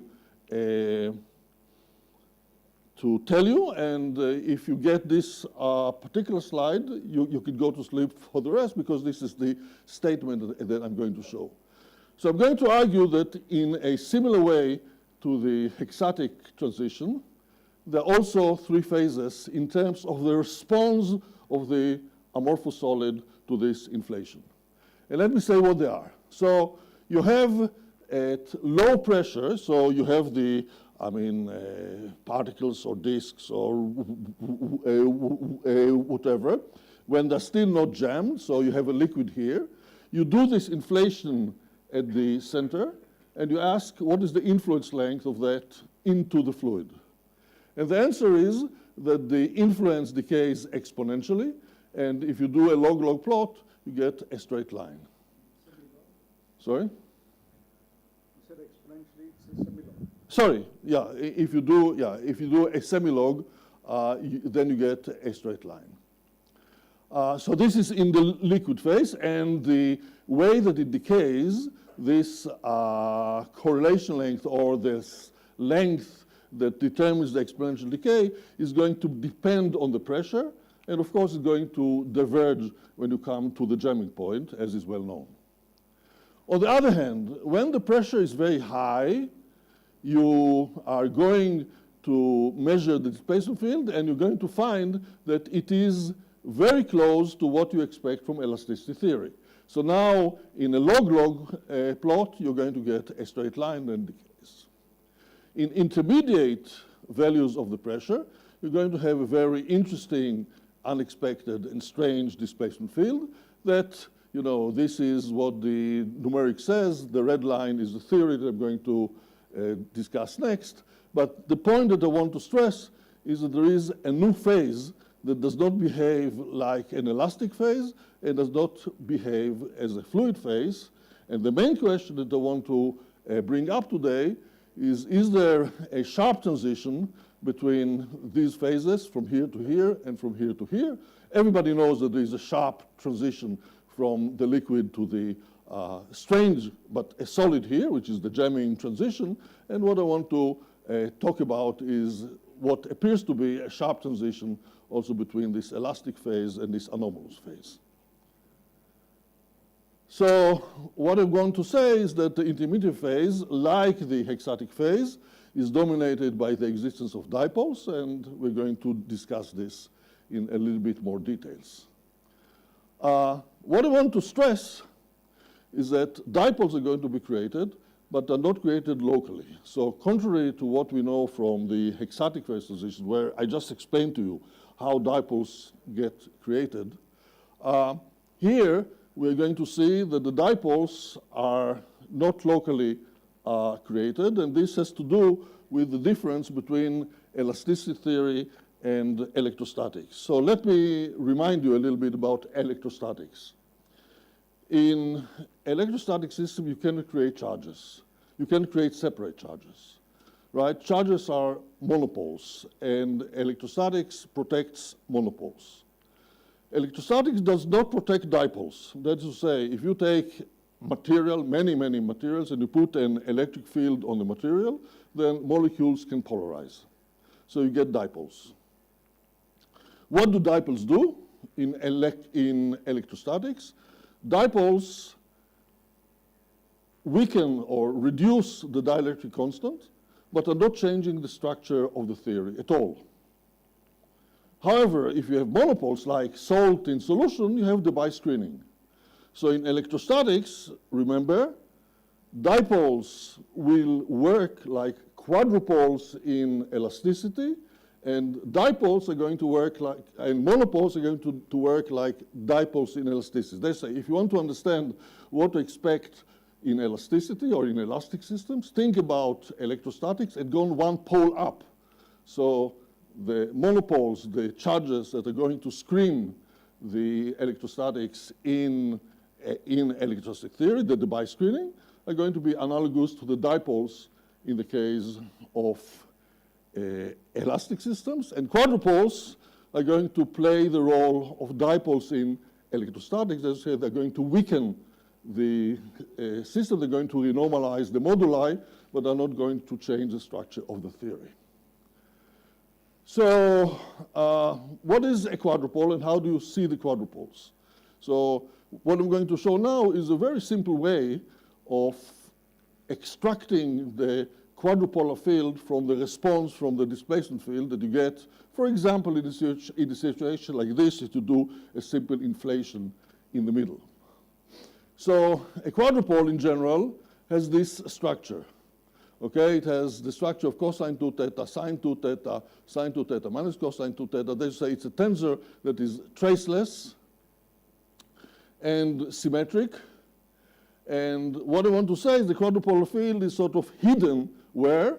In the non-affine strain tensor. And I want to show how to extract it, because this could be of use for experiments, for simulations in a useful way. If you want to see where the quadrupolar field and where the dipolar field are hidden, you should look in the non-affine strain tensor. So here's the non-affine. So you can measure a strain tensor. The strain tensor is nothing but, in linear elasticity, the gradient of the displacement. So epsilon alpha beta is the gradient alpha of the displacement beta, and the symmetrized form. And the non-affine, you have to take the measured strain tensor and subtract the affine strain tensors. What is the affine strain tensor? The affine strain tensor is that tensor that you expect from elasticity theory, from pure elasticity theory. So in this case, I showed you before the solution of the elasticity theory. So this is d affine. And if you take now the gradient of alpha of d beta affine and gradient beta of d alpha affine, you get the affine part. So you can subtract from the full strain field its affine component, and what you get I'm going to call the non-affine strain tensor.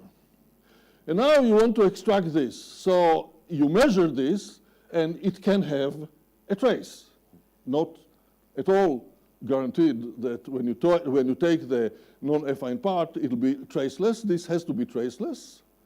Okay, so what you do, you now expand the non-affine part. You take the trace out.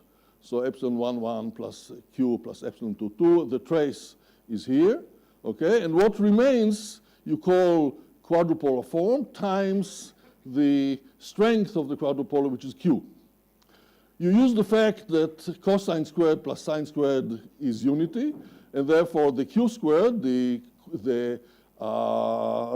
magnitude of this quadrupolar part is going to be the epsilon 1, 1 squared plus epsilon 1, 2 squared, you know, in the traceless part. And the theta is nothing but the arctangent, the 1/2 of the arctangent of the ratio of these two components. So you just do it. You take the displacement field, you take the gradients. From the gradients, you subtract the affine part. You then do this expansion. You take out the trace, and you can determine the Q field. For example, this is what you get for an example of that inflation story. So you inflate at the middle, you get a displacement field, and you measure. This is the quadrupolar field that you see. So it's there. There's no question.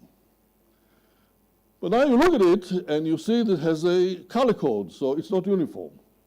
The fact it's not uniform means that when there is a non-uniform quadrupolar field, it has a gradient. Now, the nice thing is that the gradient of a quadrupolar field is a dipolar field. It's now a vector, but it's not formed locally. I told you that elasticity theory does not allow you to create dipoles locally, but there's no problem in having a dipoles coming from the gradient of a quadrupolar field. So you have it, there it is. Okay, so you take now the gradient, and this is the dipolar field. So dipolar field is there. And the fact dipolar field is there is interesting, because as I told you, dipoles are interesting, and the dipole fields are associated with symmetry breaking, Kosterlitz-Towers transitions, exotic transition, all this. So we have this dipole appearing also in the response of amorphous solid, at least at some corner of the parameter space of the system there, and we need to sort of figure out when and where. Are slave, but the I mean, what you mean but is that the dipole fields are slave to the quadrupole fields. I mean, what does it mean, slaves? I mean, you know, you cannot. Slavery is over. You cannot alter, you know, I mean, you know, it is, this relation has to be maintained, and so the dynamics in some sense is on the quadrupoles. There's no dynamics here. There's absolutely no dynamics. Let me stress, what I'm talking about is zero temperature, quasi-static, one inflation, Okay, there's no changes, dynamics. so you basically have quadrupole changes from which you can read off or induce a dipole fold just by sort of taking I the would approach. recommend to do that, yes, Okay. because it's relevant. Okay. Yeah. Yeah, sorry, just failure of microscopic imagination. What do these look like microscopically? So I would assume sort of It's now SLB-shaped a vector deformation field. and the It piece. is a vector field. I mean, you can see here the blow-up. It's not very clear, but it's a vector field. It has a direction and a magnitude. Okay, sure, but locally, what sort of deformations should I imagine? Huh? So if locally, what sort of deformations does that look like in the actual microscopic Actually, field? you see, one of the issues that I have for a long time is people are always stressing assemblies. Assembly is one quadrupole. Yeah. I want to think about the field theory. So this is why I try to introduce here the quadrupolar field and the dipole field. So, I mean, if you ask me here, where is a single quadrupole? I don't know, but every point here has a tensor, it has a magnitude, it has a theta, and has a q, which you can compute. It's computed from the, okay. So it's a field theory. And it'll be actually pretty amazing. To me, it was always amazing that, you know, we develop a field theory, which is the long wavelength theory, and still it applies to systems that are relatively small. Yes? With this experiment, are you ending up with this displacement field after some plasticity takes place or not? Because I think there's some the confusion. point that about I'm going to argue, that there's going to be a transition depending on the pressure. At high pressure, after the inflation, there's going to be no plasticity. There's be essentially an elastic response. But when you decrease the pressure, there'll be a transition to solids that are going to have plastic transformations, and then you're going to see anomalous responses, not describable by elasticity theory, and you need to do a theory to understand what they are. And I want to argue that there is a transition that appears to be sharp between the elastic phase and the anomalous phase, both in 2 and in 3 dimensions. And the reason that this is going to be working here in 3 dimensions is exactly because the dipoles are not locally created. So they're allowed, and they're going to appear.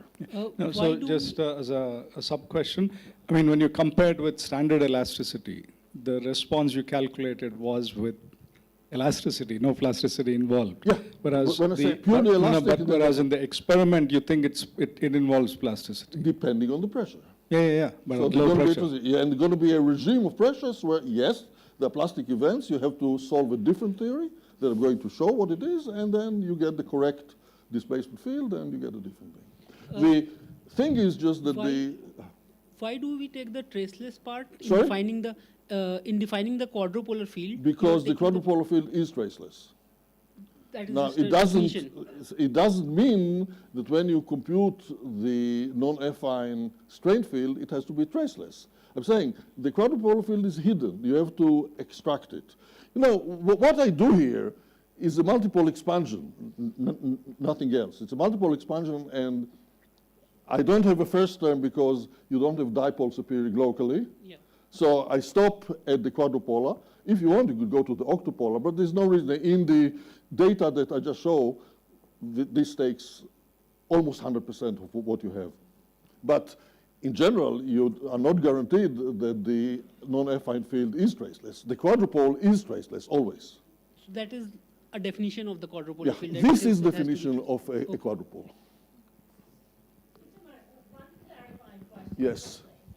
So shouldn't the non-affine strains should also be coming from some displacements, right? Yeah, of course it's covered displacement. But then, so I don't understand. You measure the displacements, you I subtract measure off the affine. displacement, you know, so this is the affine displacement, but you measure displacement, and the epsilon alpha beta is the same formula, but not for the affine, for the... But do you measure the D affine or you measure the D? Both. I measure the D, and this gives me the epsilon alpha beta. Oh, and you're saying I D don't affine measure is the predicted. affine. I don't measure the affine. I compute the affine. You're saying the D affine is predicted. Yeah. I mean, relative D affine is the solution of your differential equation. No, the d-affine, dA beta. yeah, the d-affine is a solution of the elastic Yeah, differential the equation. elastic differential equation. Thank And you, then yeah. you basically I everything subtract relative it from to the actual yeah, and then you displacement get field, this and then I look, what you does get. it have any quadrupolar component or not? Quadrupolar, dipolar? Yes. Sorry. No, it's fine. But again, when you're applying this conventional elasticity, you're assuming that the modulus is uniform. Sastri Garu, Sure. we need to continue. No, I mean, this is the last talk, so you can do it until dinner. No, we have a Hindustani classical concert after this. Oh my God, okay. Okay. All right, so the unruly people are supposed to be quiet, okay. So, okay, so now what is the effect of the non-uniform density of quadrupoles? As I said, and I mentioned this already in the other talk that I gave on Monday, but let me repeat. What you need to do is to add to the Lagrangian of elastic theory, which is just the stress times the strain. So this is the elastic modulus times the strain, which is the stress. So usually Lambda Lifshitz, a whole book is based on minimizing this component, which is the stress times the strain, that gave the equations of elasticity that I wrote before. But now you need to add to this the quadrupolar contributions. We learned that the quadrupolar contributions, what they do, they only renormalize the elastic modulus, so I'm not writing them again here. And now I'm doing a theory up to quadratic order, which I have to warn you is a linear theory eventually, because it's to quadratic order, where I take the dipole-dipole interaction and the dipole interaction with the displacement field. So these are all the terms up to quadratic order that are allowed by symmetry. And then I have to minimize this. And when I minimize this, I get a new equation. That is to say, the dipoles change the structure of the theory. Again, like in the hexatic situation, if you just have quadrupoles, but uniform quadrupoles, no gradients, this is the same situation that you have in the two-dimensional solid when you have only quadrupoles. And they are not this is going to renormalize. The same thing, it renormalizes the moduli, but it doesn't change the structure of the theory. The appearance of the dipoles change. You get a new term here, the gamma time displacement, where this gamma originally was not known, and we had to understand from looking at simulations and theory and experiments what is this gamma. But already it's clear that this is breaking translational symmetry, right? In elasticity theory, displacement is always coming protected by gradients, because displacement, as you know, is not a state function. It's always with respect to a reference state. So if I take my system and I move it, it seems the displacement field is changing, right? Because now I have a new position, so displacement has changed. So usually you have to write everything protected by gradients so that uniform translations don't come. Here they come. So you have a broken translational symmetry. It turns out that there's more than broken translational symmetry. Originally, we thought that this gamma is the diagonal tensor because we didn't know better, and we said, well, isotropic system, homogeneous is going to be diagonal. Turns out that it's not. So the new tensor, learning from experiments and numerical simulations, has a diagonal part which we call kappa even, and we have a non-diagonal part that we call kappa odd. And now this kappa odd can be a negative and this positive, or vice versa, not together. For one system, minus plus, for another system, plus minus, meaning that this is a breaking of chiral symmetry. So you're actually breaking two symmetries in this case, both translational and chiral, and that is an interesting thing. When you break symmetries, as you know, you can lose conservation laws, Noether theorem, and the antisymmetric components, you can argue, are responsible for the irreversibility and energy dissipation. So coming back to your question, this is when plasticity becomes important. You have dissipation, then you break symmetries, and all these things are very relevant. So now I repeat what is the general picture that we see. I'm not going to give you all the analysis because it's a little bit detailed, But let me now repeat the general picture and tell you a little bit more about the transition in 2 and in 3 dimensions. So 3 phases, as I said: liquid, which is unjammed; solid, which is quasi-elastic in the high pressure; and an intermediate phase. So again, as I said, there is an unjammed phase in which the influence is going to be exponentially, the influence of inflation is going to be exponentially decreasing. There is the quasi-elastic case where you have quasi-elastic solutions, and intermediate phase where things are strange. Now let me add more. In the case of the fluid, when you look at this decay, exponential decay, as a function of the area fraction or the volume fraction, depending whether you're 2 or in 3 dimensions, you see that that this length is increasing, and the increase in the increase of the length scale depends on the system size. So what you actually predict, and this is not a new prediction, I think this goes back to the work in Chicago of Sid and Liu and all these people, that you expect that there is a length scale that is divergent when the system becomes jammed. On the other hand, what is on the other case? The other case is very interesting because you have now elastic response. Now, elastic response, all the solutions can be expanded in the so-called Michel solutions, because you use the periodic boundary conditions, so there are sines and cosines of the angles. So they always look like this, and therefore you have predictability in the angular direction. That is to say, they're all simple geometric functions, sines and cosine of the angle. This is the symmetry that is going to be broken here. And what I'm going to show you now is how to get a apparent correlation length in the angular direction that is going to diverge when you come from this phase to this phase. And this is an indication, as I promised, that there is a sharp transition between the two phases, the quasi-elastic and the anomalous. So that length scale was below the jamming transition? So this length scale is below the jamming transition.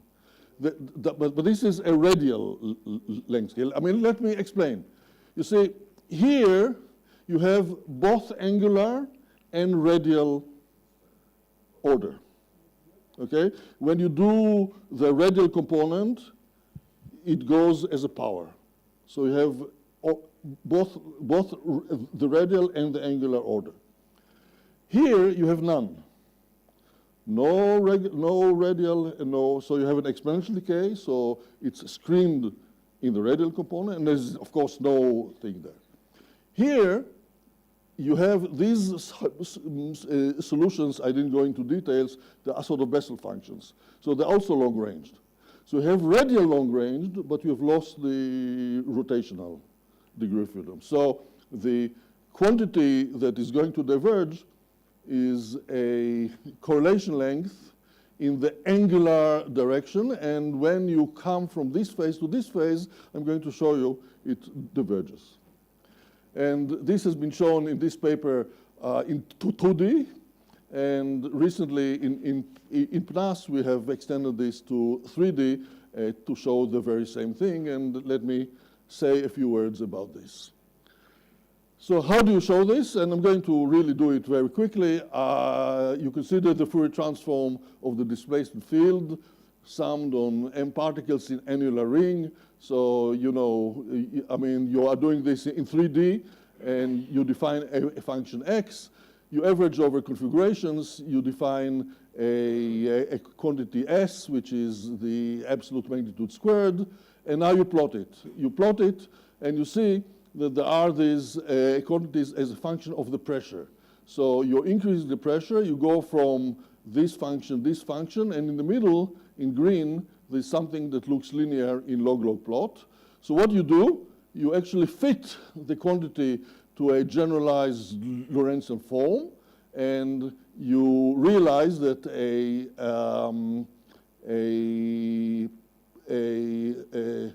green solution calls for f dagger to go to 0, and therefore you define now the theta is the inverse of this. This is now the angular correlation length. And you show that this one is really appearing to be divergent when you come from below, from the anomalous phase to the elastic phase. You can determine the critical exponent that are associated with this and the critical pressure where this happens. And of course, theory should now predict to you what is this critical pressure. Okay, this critical pressure is not just a random number. It needs to be understood. So the details of this are in this paper that was just published in PNAS. So let me say now how you can predict which is the pressure at which this is going to happen, okay, which is a crucial part of giving me some confidence that this theory is okay. So where to expect the phase transition? So I want to explain, before I do this, what's the physics. So as I said, you need to have a gradient of the quadrupolar field, and that gradient should be large, it should be substantial in order to give you all this thing.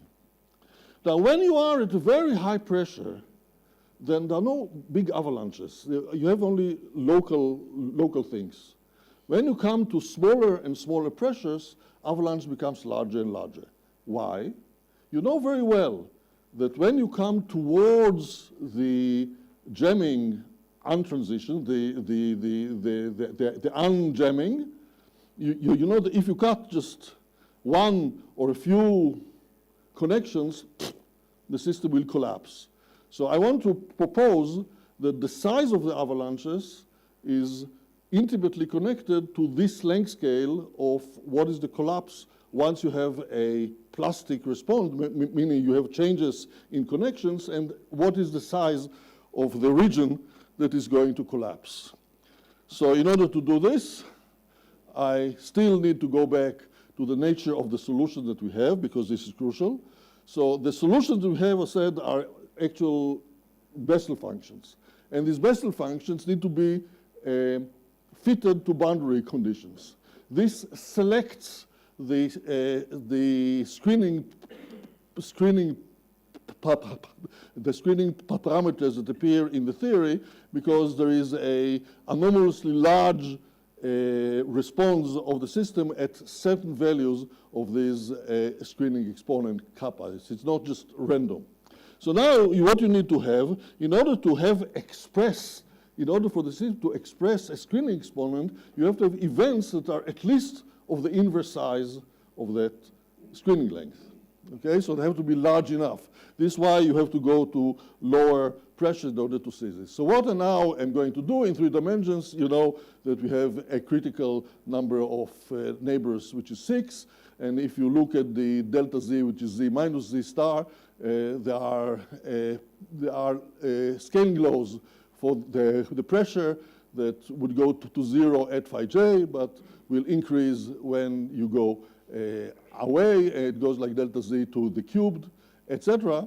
And I'm now repeating an argument that goes back to Sid and his friends, and that the argument says, what is the size of a circumference that I can cut before the system will collapse?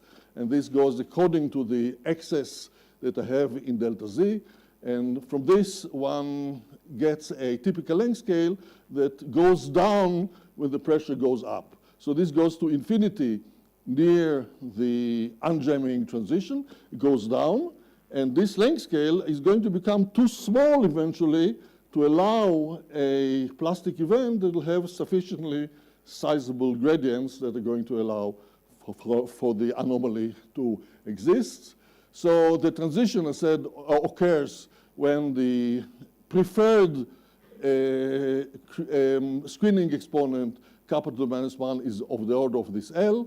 And we now use the estimates from this paper here, which is pretty old, but I think okay. And there is an estimate here from which you would get an estimate here that the PC in this particular case is going to be 2.41, which is extremely close to where we see this transition that I just showed you. So I think we sort of believe or understand what is the reason for existence of a transition. Of course, this is not a theoretical proof, but it's a strong indication, since we get the correct pressure, that there is indeed a sharp transition at this point. Now, this is 3 dimensions. We could do it in 2 dimensions. In 3 dimensions, the theory is really equally available in 2 and in 3 dimensions. So let me give you a summary. I believe that we discovered an intermediate phase in jammed amorphous solids between the quasi-elastic and the liquid. And there are 2 sharp transitions, apparent 2 sharp transitions. One that has been well known. This is the one that is not well known, between the quasi-elastic and anomalous, where angular correlations are lost, but with remaining radial long-range order. And then there is another one between the anomalous and the liquids, where also the radial long-range is lost. The values of the screening parameters, and I didn't say a lot about the value of the screening parameters, but they are predictable from the theory. And the pressure of the transition are theoretically predictable. And there is a remaining question. I just said it in passing, that we need to really solidify the relation between the anti-symmetric screening parameters and the irreversibility theoretically. We see this in simulation, in experiments, but theoretically this still needs some refinement in terms of ab initio theory. And I thank you very much for your attention.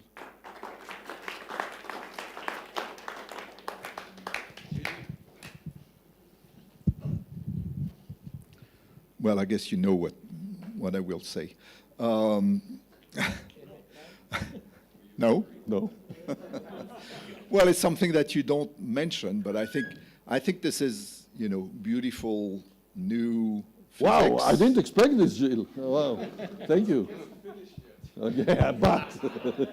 No, the argument we have, many of us with you, is that, before saying that this is the first time we will see a crystallis transition in 3 dimensions, we have to make sure that it's not system size dependent. Oh, it's not. Oh no, this is a red herring. I want to explain. I want to explain but to I know what you're going to to people. Say. So let me answer. Let me. Isn't it? But if you increase, so you have your gizmo that is giving a perturbation. If you increase the outer radius, your intermediate phase disappears. Yeah, Gilles, and you can even prove it by your scaling relation. I don't between because the screening length is system size so dependent. You're absolutely right. And so the size of your transition. So let me finish this. Yeah.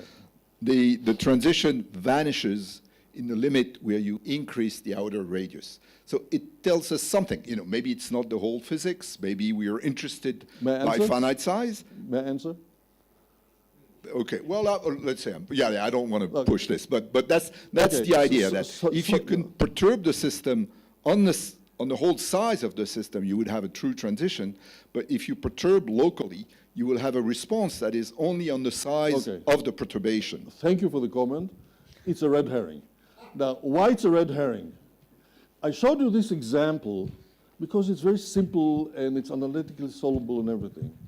I showed you on Monday a Couette geometry.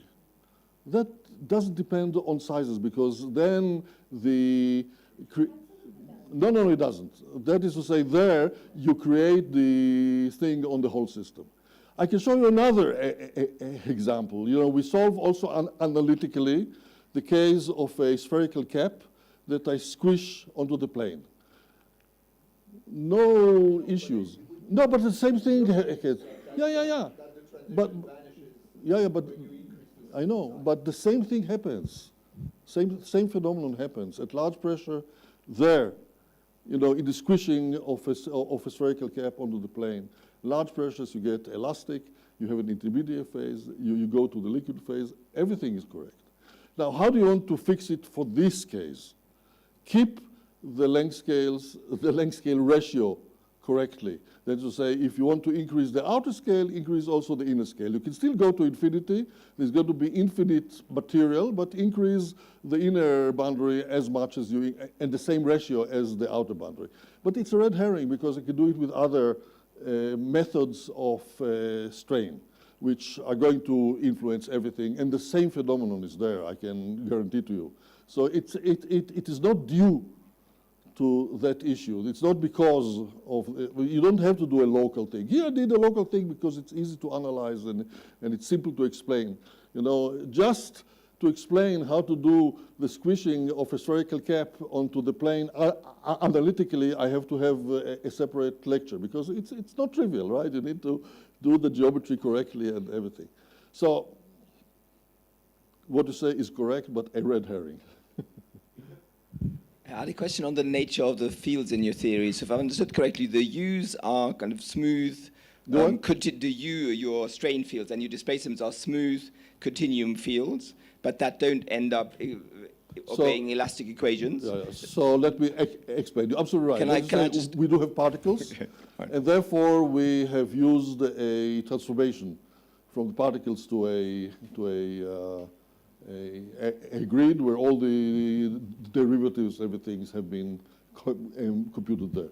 You're absolutely right, and this is an issue in the sense that you have to have a system that is sufficiently large that the long wavelength theory that we use is not going to screw up what's going on because of interference of local scales. So you lose the local scales in some sense, in the limit. Yeah, you're absolutely right. To come to the kind of second field, so if I've understood, the Q, on the other hand, is meant to absorb the local non-affine motion that is not explicitly described by the long-range continuum field. Not entirely, because there's also the trace, which is also not affine. So it's the traceless part of the non-affine. Yeah. But then why does the Q not have your actual continuum strain U as its reference, rather than this kind of hypothetical U that you would calculate from...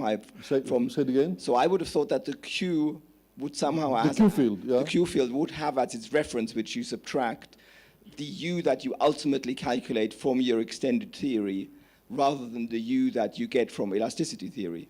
Because the U is what describes the long-range displacements in your final solution. And I would have thought the Q should be whatever deviates from that locally, I mean, the traceless part of that. It's more delicate. That is to say, when you do the theory, you realize that the Q is not a mysterious field. It is related to the strain field with a tensor that appears in that expansion there that I did. So both the dipole and the quadrupole are not mysterious fields, they are renormalizing the strain field in some sense. So when you do, you know, the tensors times QQ, for example, one tensor times Q is morally a stress and the other one is a strain. So all the terms are stress times strain eventually. You know, but you need to write it up and do the minimization and get the constitutive relations and do all these things, then everything comes out to be right. Yeah. Thanks.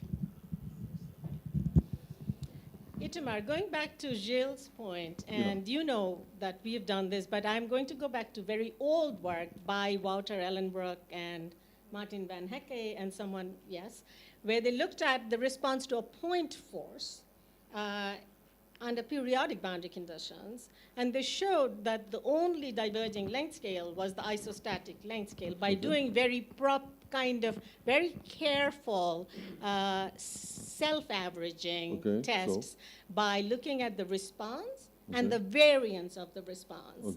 So I guess so then there is no other transition intervening there. But there is, you know, Okay. If I may add, because I reread that paper recently, that was linear response, so that doesn't include the plastic pieces. So that might be the difference. Simulations. Yeah, no, I looked at it. It was this was the linear part only. Anyway, I mean, I have no idea, but yeah. The point about translational symmetry, the update in the energy is dependent on this dipole field which is coming from quadrupole, which is coming from strain.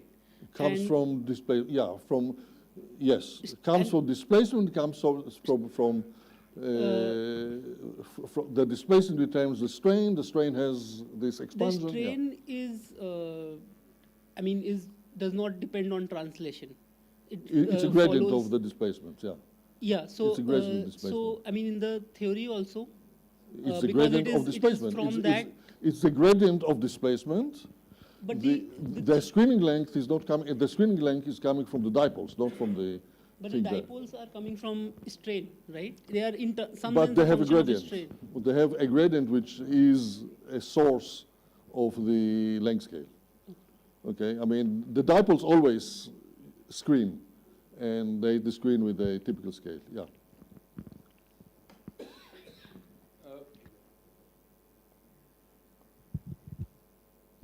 Is this on? Okay. I haven't really paid attention to this for quite a number of years, so I may be,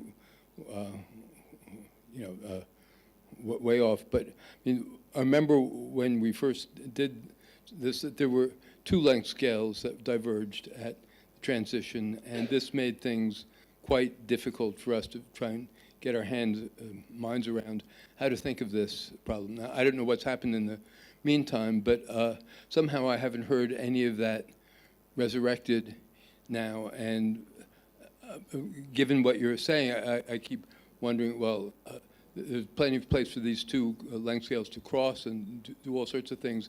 And can that lead to some of the kinds of things that you're talking about? I don't think so. I think that the relevant length scale for this is what is the size of an avalanche? What is the size of a plastic avalanche?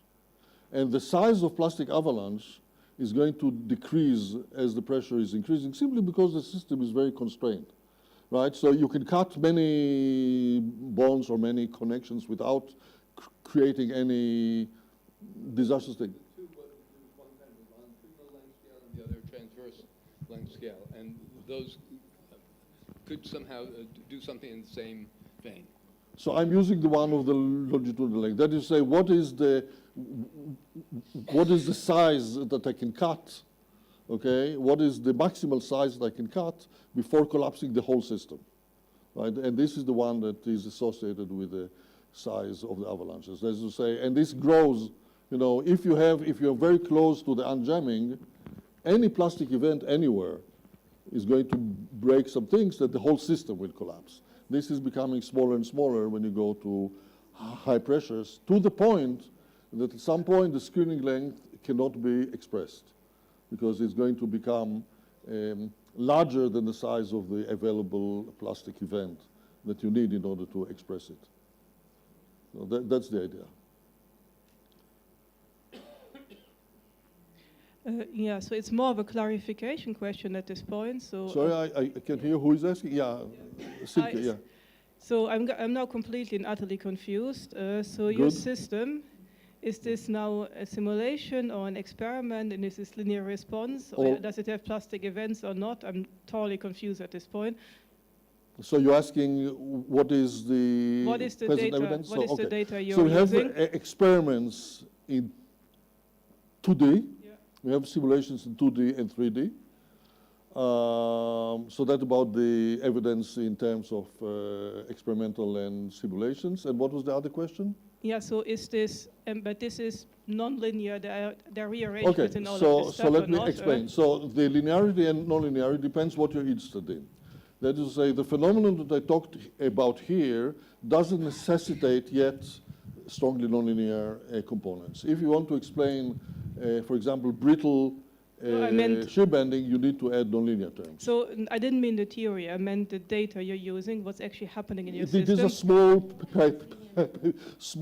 perturbations. So, the inflation that we do here is small. But if you want to do larger inflation, you have to go nonlinear, if this is the question. Yeah, but okay, is your, just wanting to understand.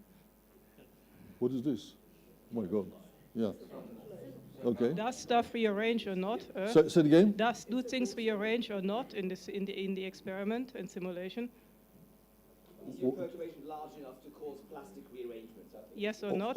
Yes or no? It depends on the pressure. If the pressure is large enough, the answer is no.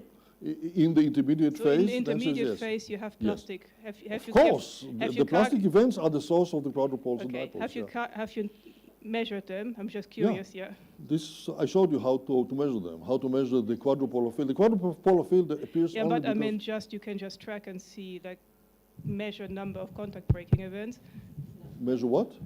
the amount of contacts broken, for example. We have continuous systems also, Leonard Well, Jones. but you so have what's the the data, number? right? You Yeah, can- but Leonard Jones, how do you count the number of things? So look, it's a field theory. So the local.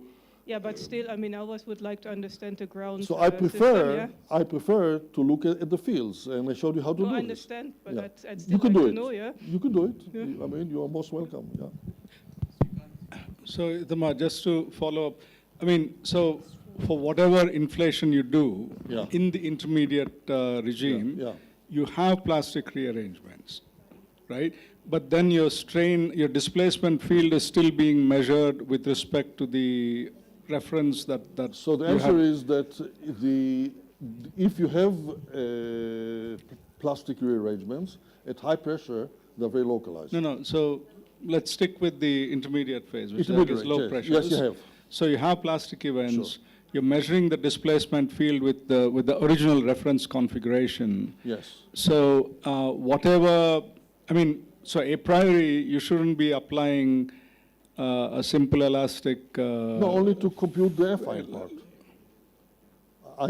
I don't. When I do the theory, right, I minimize the real Lagrangian. I get a new equation that I solve.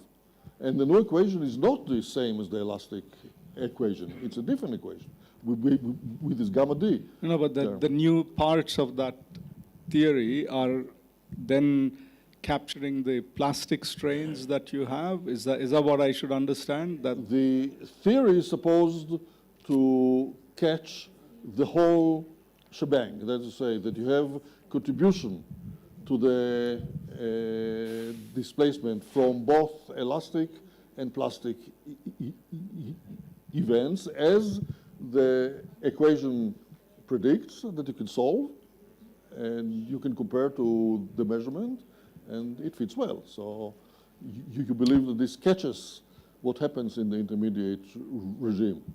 Okay. And right, I mean, in terms of the data analysis to find the quadrupolar field, you need to input the solution of the elastic problem to subtract the affine part, because the interesting stuff is in the non-affine part.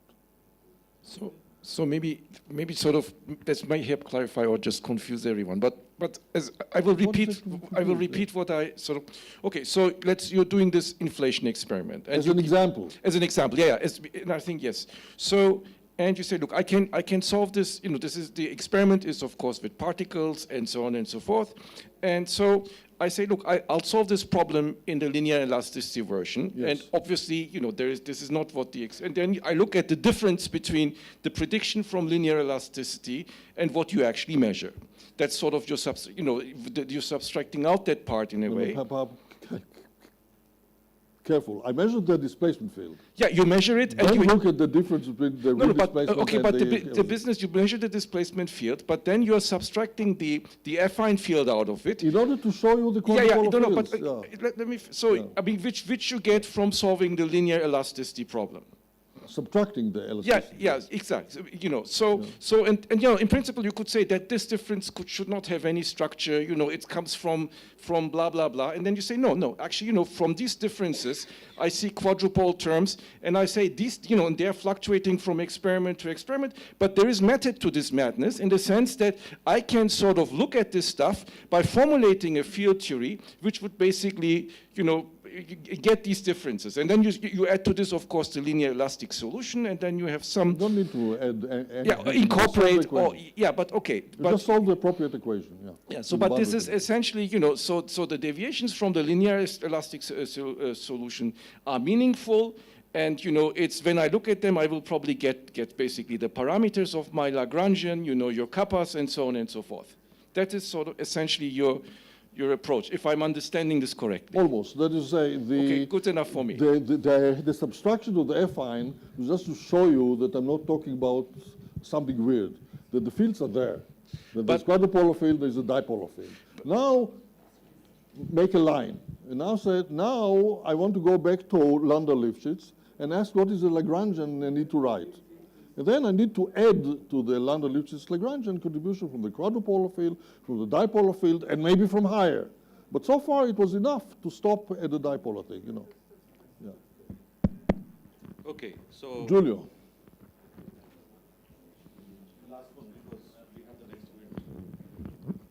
So you gave an argument to explain how you go from the anomalous to the normalized elasticity.